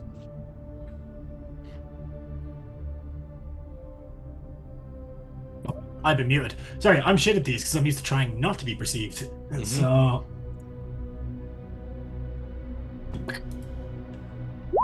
That's a crit. That's a crit. It's a crit. Hell yeah. Paradox, where you're standing, you're close to a cave wall. Yep. And this can be outwardly, because you've critted, I'm going to make you make the choice on this. You can decide whether the group sees this or not. Okay. But you start to feel a surge of energy in your chest, My core. your core. Okay. And you feel a pulse from behind you as you look slightly, and inside your receptors you see that those veins of energy from the sphere are creeping up around you, specifically, like you're drawing them out. And it's like there's these huge giant wings of energy veins behind your form as you stand, and you just feel the inside of your chest just gets pulled slightly, and there's a pulsation of inside of you. In this, every time Fenric talks about getting into the Dreamsphere, there's an element of you that just gets pulled towards the wall, and you're jerking every now and again. Now, you critted. I will let you decide whether the group see this or not. You can keep this hidden, or whether you want them to see this. I'll say, just for a brief flash, the greenish glow in his eyes starts to like shift and change colors to like kind of like the ever shifting Dreamsphere thing, and he kind of catches it, and then they just glow back to their normal. Okay. It's like a minor glitch visible, but like less than a second. Do you want the group to roll a perceive on this, or do you think they should? Because I'm allowing you to make this decision. I would say so, because he catches it, immediately shuts it down, but it flicks through kind of like very briefly. I will say Lanafir probably won't be able to see this, because Lanafir's kind of looking out towards James and Dog. Yep. I'm going to roll for Fenric. It's kind of like an RGB keyboard, like when you first put it in, and it immediately resets to its normal, what you've set it to. The DC on this is 15. That's a miss. That's a fail. I have a boon. Do you know what? I'm going to keep that for the fight in the Dreamsphere, though. Okay. Oof. I'm going to keep them both. Ramble. 20 with hope for Ramble. 20 with hope. Hell yeah. The one person who wouldn't mind really saying that. Dog, are you going to roll? You're muted. Good of that eye roll. We all go, oh, darn it. Yeah, we've all done that. There he is. I know. Hang on now. We have you. Sorry now. You're okay. Being slow. Okay. Going. 16. So both of you see this. So very quickly, Ramble, you catch it straight away, and Dog, you catch the tail end of it. You look and you see this. It looks like a pair of gigantic insect wings just pulse in the wall behind Paradox, like as if they're coming from him. And it's like this for a brief second, and then Paradox kind of catches himself and it's gone. But you do see it. Does Silt see it? Or sorry, no, he didn't see it. Just you can still call him Silt as well, but he didn't. He rolled shit. Well, I'm used to calling him Silt. Does it feel like I've drawn energy into myself with that, or is it just it was trying to? No, it just feels like something pulled at you, but pulled you in a direction. It's like something. It's like a tether in your chest, and you just went, and it yanked you briefly. Oh. But both Ramble and Dog did see it really quickly, and you can decide whether you just do anything about it. In the meantime, Fenric is kind of gesturing. I believe we gotta go. Of the essence, we do need to go. I hope everyone is healed and ready, and I can guide as best I can. Yeah, let's do it. I roughly know the way, anyways. Fenric, because you're a fan. You can continue to call me Silt if you wish. Yeah, I'm kind of used to that. It's one syllable as well. It's easier. It's a moniker that I've been used it's two. Silt. Sid. But it was kind of used in a derogatory way when I saw it in what I saw. So Fanric, is it? Yeah. Well, all I'll say is now you've got Fanfic. Silt. Yeah, now you've got Silt and Fenric, so now you've got two names for the same person. So depending on the rhyming scheme, you can switch it up and how many syllables. I mean, one in the pre-chorus, one in the chorus. You know what I mean? It's what they. All right, let's talk about music. Let's one get in the pre-chorus. I think we need to move. Fenric kind of gestures his hand again, and his staff reappears, and he kind of taps it, and there's a green kind of pulse of light as he kind of gestures towards the thing, and he starts to kind of move ahead. As we wander off, I'm gonna nudge Dog, and I'm gonna say, "Hey, we can talk about all that shit again, but Jerry called me his anchor. It's the first time I've been called that word without a W." No, he will say he's going, and he's like, look, says just quickly before we get out of here, Lanafit came to me privately with a Yeah, we'll concern. talk about it again. Don't worry. She could have told the other guys. I think your performance review is coming up pretty soon. Well, Syl had a good idea appearing to you as a crossroads demon. Remember that time you owed me back pay? So when you were half asleep, I appeared to you as the ghost of Ronnie James Dio and said that you Oh yeah, right. Yeah, the sheet over yourself, the one with all the stains on it. Yeah, I remember that. Yeah. Ramble has held Lanafir back while the rest start off. Let's go. Are you sure about this, Lanafir? Oh, well, I wasn't sure when I extended my mind outwards, but I just have a feeling. Very well. If you saw what I saw, I'm sure you'll write it down in great detail. I will. Keep an eye out on Paradox as well. He is reacting to something. And I don't know if they are pulling him or Dream. I don't know. Just... Okay. I can do that. And if you need to, fly away fast. If it gets too Fly bad. away fast. If Fast. needed. Okay, so you want me to faff about? Sure, yes. And we carry on after the group. So actually, when Paradox, when there was that pulse, since Ramble and Dog had taken notice, assuming with the rep there, just as like we'll talk about it later, but like Dog did a little scan of kind of everyone else, like kind of looking at everybody, and just like kind of a look at Ramble, and then if Ramble see that like you saw that, you saw what I saw, yeah, just like a. Okay, the acknowledgement there. Okay. Yeah.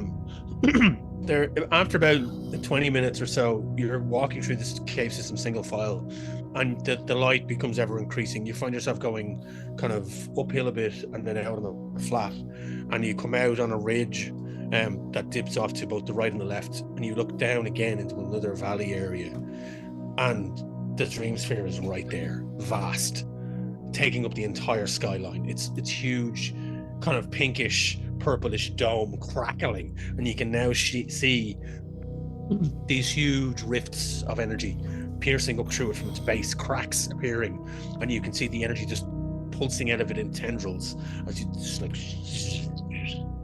and there's this constant hum across the landscape. Paradox, you feel that kind of ache in your chest once more as you feel something kind of, it's kind of like an unease, and if you could feel heartburn, it would be that, and it's growing. It's like something is repulsing you. It's something that's making you feel repulsed by the very sight and the closeness of what this is. Do I get a sense of the direction? Like I know it's pulling me towards the Dreamsphere, but do I get the No, sense of it's the actually pushing you. You feel that it's actually pushing you away from the Dreamsphere. Okay. Can I feel the direction of the push? Yeah. Yeah, so I'm like, does that it's give me a bit of uncanny insight? Like the closer you're getting to the sphere, the more you're feeling the revulsion of it and the need to turn and run. And it's just aching in the back of your mind. Like the gears are whirring, and it's like it's just this constant voice in the back of your head. I should not be here. I should not be here. I should not be here. And it's your kind of it is strange to you because you're a traveler. James, I want to use one of my abilities before we go in there, if that's all right. So how is everyone? Can I ask how everyone is for hope, or is that metagaming? You can ask how everyone's feeling. Yeah. Well, do you know what? I'm just gonna do it anyway. I'm gonna play a heartbreaking song. So me and any close allies can take a hope. So if anyone's down on hope, so he's gonna play a song called Fanatarium, where all of these crazy fans who are like obsessed with him, like have to be taken to, because they're just their intensity is too much, and they're the kind of people that like sort of crochet felties of the band members, and then just make sure like stand around for like 2 days before the band get there and get them. And he's dealt with them before. The ones he'd be worried might John Lennon, yeah. So he's gonna play Fanatarium, and everyone gets a hope. Okay. And I can do that once per long rest. Sanitarium, and it's just all his downstrokes. You're kind of Fenric is standing there and he's kind of gesturing. He's like, "This is all wrong. These time eddies and energies that Lannifer spoke of, they seem to be pulling in." And he kind of is gesturing with the staff and he's closing his eyes and running his hand through the air. And you can all see now he's actually casting arcane symbols in the air as if he's casting a spell, and they're manifesting and everyone can see them. And it's as James is singing, they're pulsing in note with the rhythm of the song, because their link is there and the connection is there. So every time James casts anything that is musically inclined, the rhythm pulsates through Fenric's magic. And he kind of is casting the spell, and he kind of waves his hand, and the arcane energies dissipate and flick out over the distance, and they start to form these arcane ley lines in the sky. And you see that these ley lines are completely broken and twisted. They look like a root system of a large tree, but they're corrupt and bent in all wrong shapes. And it's like this magic is roaming the ethereal plane on every level, and it's also now eking and seeping into this realm of existence. Ramble and Dog, because you and Lannifer will see this as well, because you're well-traveled individuals. Paradox, you're also well-traveled as well, but you're kind of distracted by some stuff. Ramble, there's one thing you notice straight away. I don't even have to get you to roll for this. There are runes that litter this landscape, from domiciles to large kind of constructs, but there are runes that are very similar to the architecture of these runes from your part of the Hollow. These are the runes that yourself and Lannifer discovered that contained energies and magics that were being utilized or could be utilized for evil.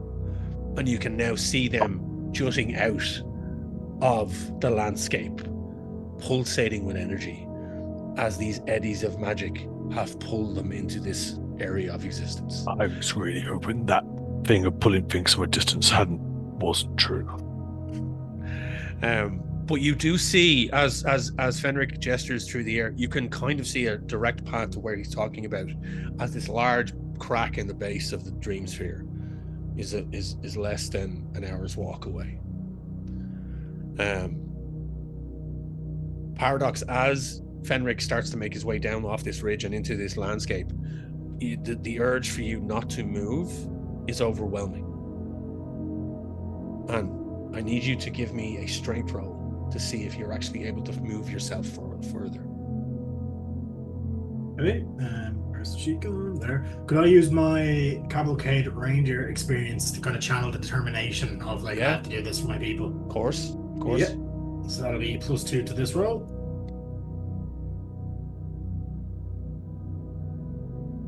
That's 14 with 16 with fear. You cannot move. I was going to add a prayer die to add a 4 to that. Okay. You also, if you haven't used it, you have the what is it? The rally? What's it called? The rally die D6. If you haven't used that yet, even though you're a bit of a bollocks, like he's happy to give it to you. If Ramble's happy to give the, when you were there, Ramble will see that because Ramble's following behind everyone. You notice. Lannifer is supposed to keep a watch, so it's see Paradox is just frozen in place. I'll say at that point, that's when like the shifting colors like just start to glow through him. And it's just he's not moving. There's something wrong here, and there's the arcane energies that flow through him, and the damage in his arm that was there previously. There's now sparks starting to come up as he's trying to move. And his remember you damaged your arm? Yeah, but he also got his repaired. He got it repaired, but the damage is it just starts at, and you remember like he got damaged there, but what's going on? Paradox is frozen in place. Ramble will stick his hand on his shoulder and will just be, Mahavira will watch us through this. His domain is strength, and he will make sure we can have what we need to get through. And you get an extra 4 points to add to that roll. So 20? 20. You've got the rally as well. Sorry. Yeah. You do have a rally if you want to use it, but you start all of a sudden you find it in yourself to be able to move, and you slowly at first, but then you push your way through as you then start to catch up with the rest of the group and you start to move. But there is something stopping you from getting closer to the Dreamsphere. And it feels like it's innate within your programming, inside your essence. The magical energies that keep you alive as a clank, there's something in there that's saying you should not go in. Rumble will take a minute to check behind, make sure that it's following, and then we'll do a Vera, I do need you to follow me in this. I need, if you wish to bring a mountain and crush this, it would be great. Maybe we'll It's crush a it, whole something we need is mountain. inside. A whole mountain. Mahavira Yeah. is currently carrying a mountain, by the way. Just to put this out That's Discord. the- He's put the whole actually carrying a mountain mountain. Oh, he's like Atlas nearly. For the mountains of the world. He needed to get some of the herbs off it. He didn't know which ones were right, so he just bought the whole mountain. Makes Because sense. that's what he needed at the time. He hasn't got right. He doesn't know where to put the mountain down yet. He's still carrying. As you're slowly but surely making your way towards the Dreamsphere now, which looms large, it's just taking up your entire eye line of the horizon. It's huge, gigantic. The energies are crackling through the air. You can hear and see those large globs of energy, time energy, off in the distance, away from you as they flit through the air. But this is a different type of energy here. The mutated foliage has overtaken a lot of the landscape here, but there is a clear path that seems to have kind of pushed through. And Paradox, again, you're forcing yourself, but there's something telling you cannot go near this place. Ramble, you then happen upon, as you're walking through, these ruins that you and Lanafir have found. They are looming large next to you as well, and you see that their arcane symbols are lit and bright, and the kind of large purplish vines that are wrapped around these kind of stone pillars are pulsating as well as the energy moves down into the ground and is feeding itself into the Dreamsphere. And the cracks, you nearly swear they're getting bigger and moving closer and closer to the peak of the dome. After about half an hour to 45 minutes travel, you are now at the base of the Dreamsphere. This gigantic energy field in front of you. The hum is deafening. Paradox, you are vibrating. You forced yourself to move, and the group now. Is this visible? Everyone now, it's unmistakable now. Everyone sees this. I'd say the energy, like the kind of different colored Dreamsphere energy, like the green is like fully It's gone. And it's just pulsating, shifting. and it just doesn't seem right. And you notice now, the closer that you're right up on it, the vines in the ground are now starting to wrap themselves around your legs as if to hold you in place. Who's this? It's What's now- wrong with this guy? I don't know, Mysterious something Walking. something like deep in my like programming, I guess, is just screaming at me to stop. Are you gonna be a problem in there? Wait, Hopefully for something else.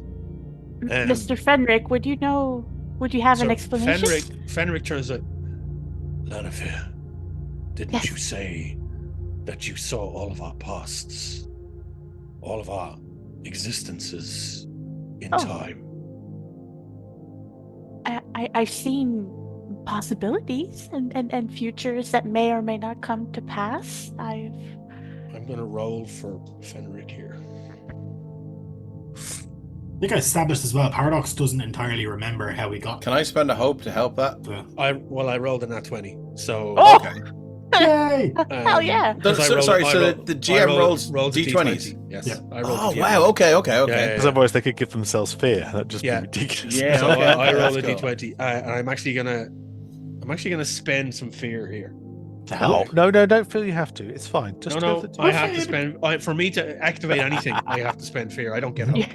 It's Um, like in but combat, technically a GM you- can't go until we Yeah. fail. Right. So, Fenric kind of reaches out and kind of gingerly just puts a hand out to Lanafir, and then turns to Paradox. Is like, "Do you mind?"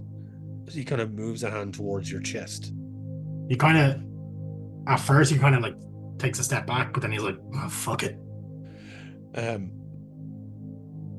He kind of holds Lanafir's hand, and you feel your hand rests into him. And he is ethereal, but there seems to be energy there. And he holds your hand gingerly, and he has quite large mitts. Compared to hers, Cal- yes. Calloused, and you can see now there are calloused energies in them, and he like the fingertips are blackened from the use of magics. And he holds your hand gingerly, and then he just gingerly places his hand on Paradox's chest, and you feel that, Lanafir, you feel the connection as everyone closes their eyes, and there is a surge of energy, and in your mind it's like you're flicking back through a highlight reel, and you see Paradox, and you see him with the conclave, you see him kind of moving and traveling and talking to his fellow conclave members. There's laughter, there's joy, there's pain, there's birth and death, and it keeps going for ages, and it's a split second in your mind as it moves past, it keeps going until it gets to a simple opening in a glade with a stone altar, and there is a large female robed figure with a collection of tools, and on this altar is a large clank form. The robes are very similar to the robes that you saw the sorceress wearing, the head sorceress wearing. As you see her moving in from behind, and you see as she raises her head, this is the matron Thane. As she assembles a clank and takes a large crystalline entity form and places it within its chest, and then closes it up.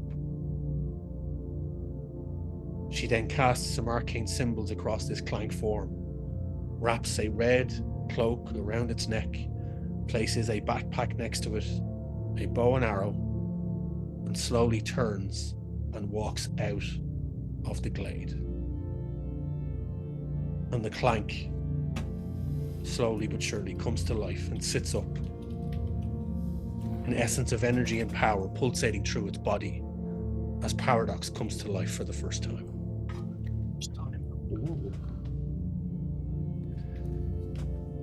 There is one thing you note about the energy signal that's in this crystal that was placed in, and Fenric is there with you, and he cannot believe. He's like, Thane created your friend, and those energies are the same energies that they were used to shatter the glass heart. Your friend is connected to this in some way. So his core is resonating with the Dreamsphere? It's pushing him away. There's been, again, my knowledge on this is patchy at best. I was long dead by the time all of this, the heart was shattered, and you saw, I was the first strike against it. You know her, though.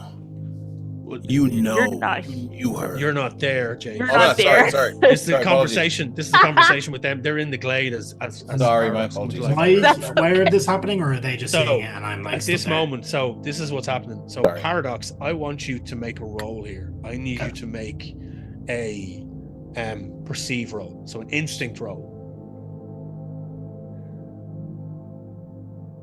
Roll. 11. Oh, 22 with fear. 22 with fear. He's pretty freaked out, so it makes sense. Yeah. So you, all of a sudden, Paradox, you are present in the moment. You come to life in a brand new body. You are sitting on a stone altar with arcane symbols around you and a freshly energized core in your chest. A brand new red cloak draped over your shoulders, and you look up and you see your friend Lanafir, and you see the form of Fenric. And you have, at first, no memory of this place. But then it's like something unlocks in your core as things start to slide into place, and you start to remember.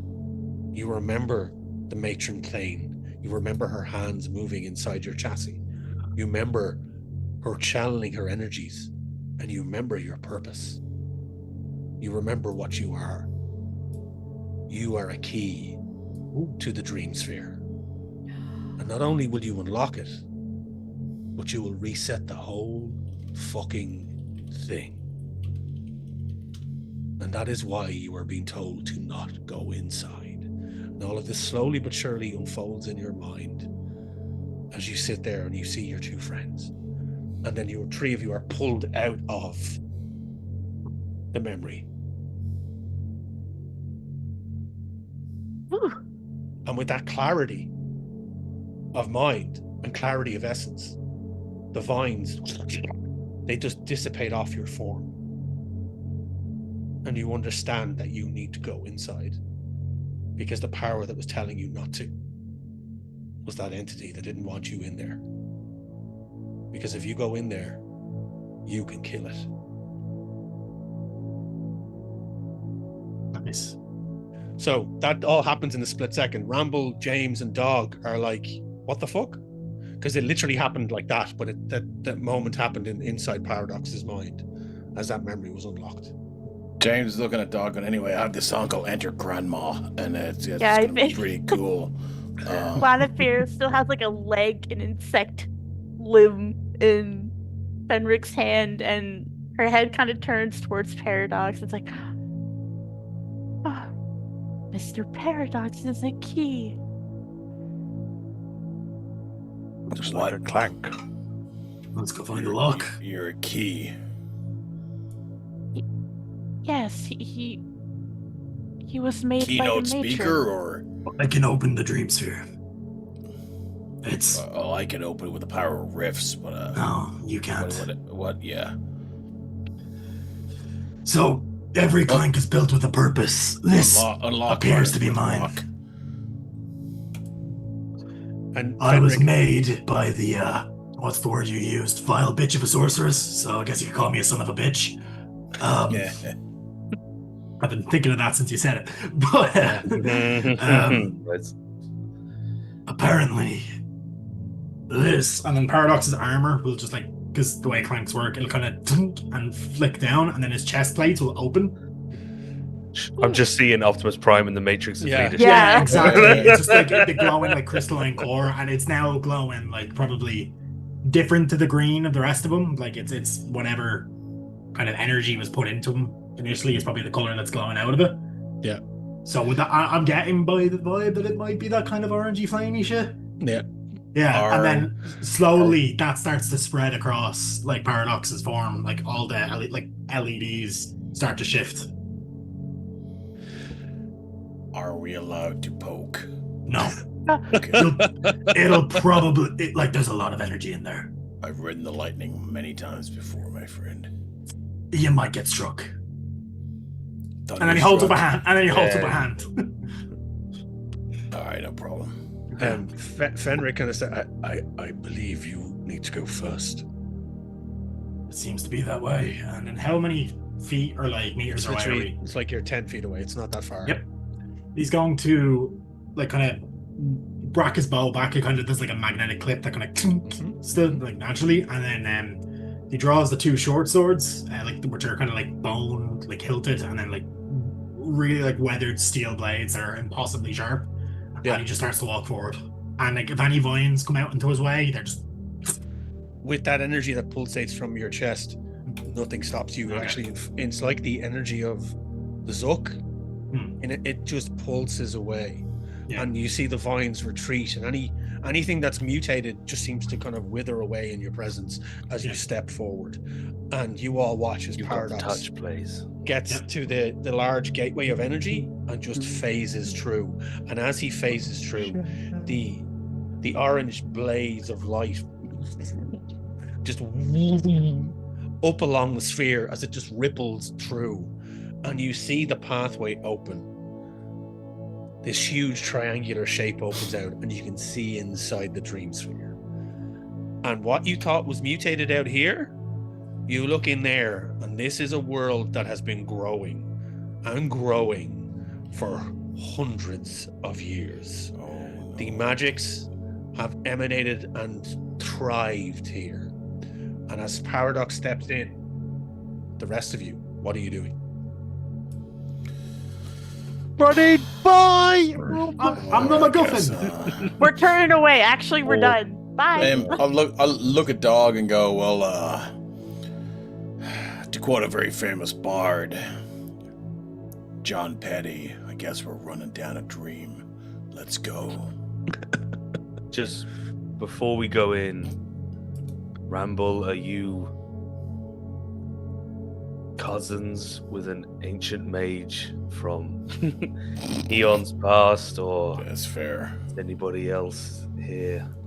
Am I the only one? Just plain old Dog. Yeah. No, I'm just a fairy who has a passion for natural history and wildlife and the environment, and I can touch minds. And you can now also see through time. Yeah. I apparently I can do that now. That was a very strange sensation. I hope to do it again. Oh god, Can just you look hit ahead? things hard. Can you look ahead? Because it'll be very, very sort of handy when we go and play cards. I think this is how the next apocalypse starts. I think with this conversation, everyone is one by just all get together as a group. You're walking and talking. Ramble, what are you doing at this moment? Come on, Nothing. Randall. Yes. Let's One go, last buddy. look back to make sure there's nothing Yeah. looking at us, following us, and then just looking over towards Dog and just like, what else are you going to do for the apocalypse? And Go you down all, swinging. you all step in through the threshold, and the energies wash over you. The power of the Dreamsphere just envelops your forms. And as Fenric steps in last, and the opening closes behind him with a large, and the pulse of energy through your bodies, you feel stronger. You feel powerful. You feel that whatever's in here needs to fucking watch out, because you are now all level 10. Holy shit! That's a What? big level up. Oh That's no! a- What? Oh, Big leap. We went from level 4 to level 10. Level 10 inside the We Dreamsphere. The are energies so within screwed. here. You have get been charged. imbued with the power of the sphere as you step into the world, and you are now level 10. Because fuck it, we're getting to the end of this, and let's see what Daggerheart has to offer at higher levels for you guys. Yeah, well, I mean, We're can we, in can, we not, danger. can we not get to the end of this, please, Wayne? 'Cause I'm I enjoying really this so like much. Paradox. I'm So loving them. you guys step in, the energies go through your essence, and you feel it pulsate through you. You feel more powerful. You feel your minds expanding as the all of the planes open out in front of you, and you now have to go off now and up your characters to level 10 before the next session. So you've got 2 weeks. I will just say Dave will this will be for Dave, but this is all of us waiting in the elevator to go to the when Yes! David Lowe I feel good. I feel good. You I feel kind of invincible. I feel invincible. Yeah. Oh, level 10 is like max level, Yeah. isn't it? Oh yeah. Yeah. I just love that fucking 3 people, but 2 Yeah. people, 3 of us get that. Yeah. So awesome. Bye, Mr. Of Button. course, because I've Bye, Mr. subjected it Hetfield. to my favorite movie of all time, Yeah. like 3 times a year. Twice, you're only there twice. Yeah. So, as you all stand there now, the world of the Dreamsphere open in front of you, you see these unbelievable sights. This vast sphere, dome that encapsulates this entire space as this world in front of you. And it's not a jungle world. There are buildings here. There is civilization. There is something in here that is living. And off in the distance, you see a huge, gigantic chunk of crystal.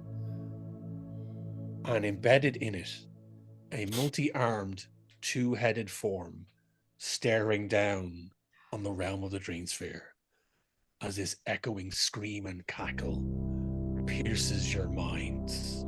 And you realize you really need to update your character sheets. And that's what we're going to leave it until the next session of Wow. Daggerheart. Thank you so much for playing, players. Thank you so Thank much you, for writing all Wayne. this and for, Wayne. This is so for cool. kicking ass. Wayne, you beautiful right. bastard. Absolutely. There you go. How many episodes have we got left? I'd say we probably have We're one or based on two. that cackle Prob- one. I mean, Probably yeah. one. It'll And last is about there 20 minutes. an We'll get opportunity to wise. continue this story afterwards with the people that may survive, or Maybe. There's a whole world there that we can build on. Horizons I- Hollow exists. We just have to see if it actually exists after this. yeah, I really think we should There are talk about parts of that. the world which have not been, and purposefully, I think we kind of left. some I do holes have a side campaign written partially for this world that I think I've spoken to Dave about. Yeah, And I'm happy to give the hook to it now if everyone who wants to hear it. absolutely. I think we'd love to continue. Hell this. So- yeah. The hook for this one is a bit more self-contained. It's set in the City of Parliament, and everyone plays a rogue. You are members of the Assassin's Guild, and the head table have been murdered. and you are all novices. And the thing about this is that the Assassin's Guild pretty much run a large chunk of the city, and without the top table, the city will fall, and you have to find who the killers are. It's John Wick. We're turning around I and was walking g- away. yeah, Just nope. Horizons. But that is All right, essentially who killed his dog? It's all set in Parliament. It's just in Parliament. Sounds great. It's intrigue. Somebody kills dog mystery. and James goes on a rampage. Yeah. It's got the circle involved. It's got other things, other elements. So there's other parts of the story that we've dropped here, but this is something like it's because this is the beauty of these type of worlds. They don't all have to be big, sprawling quests. They can all be contained within one area. You know.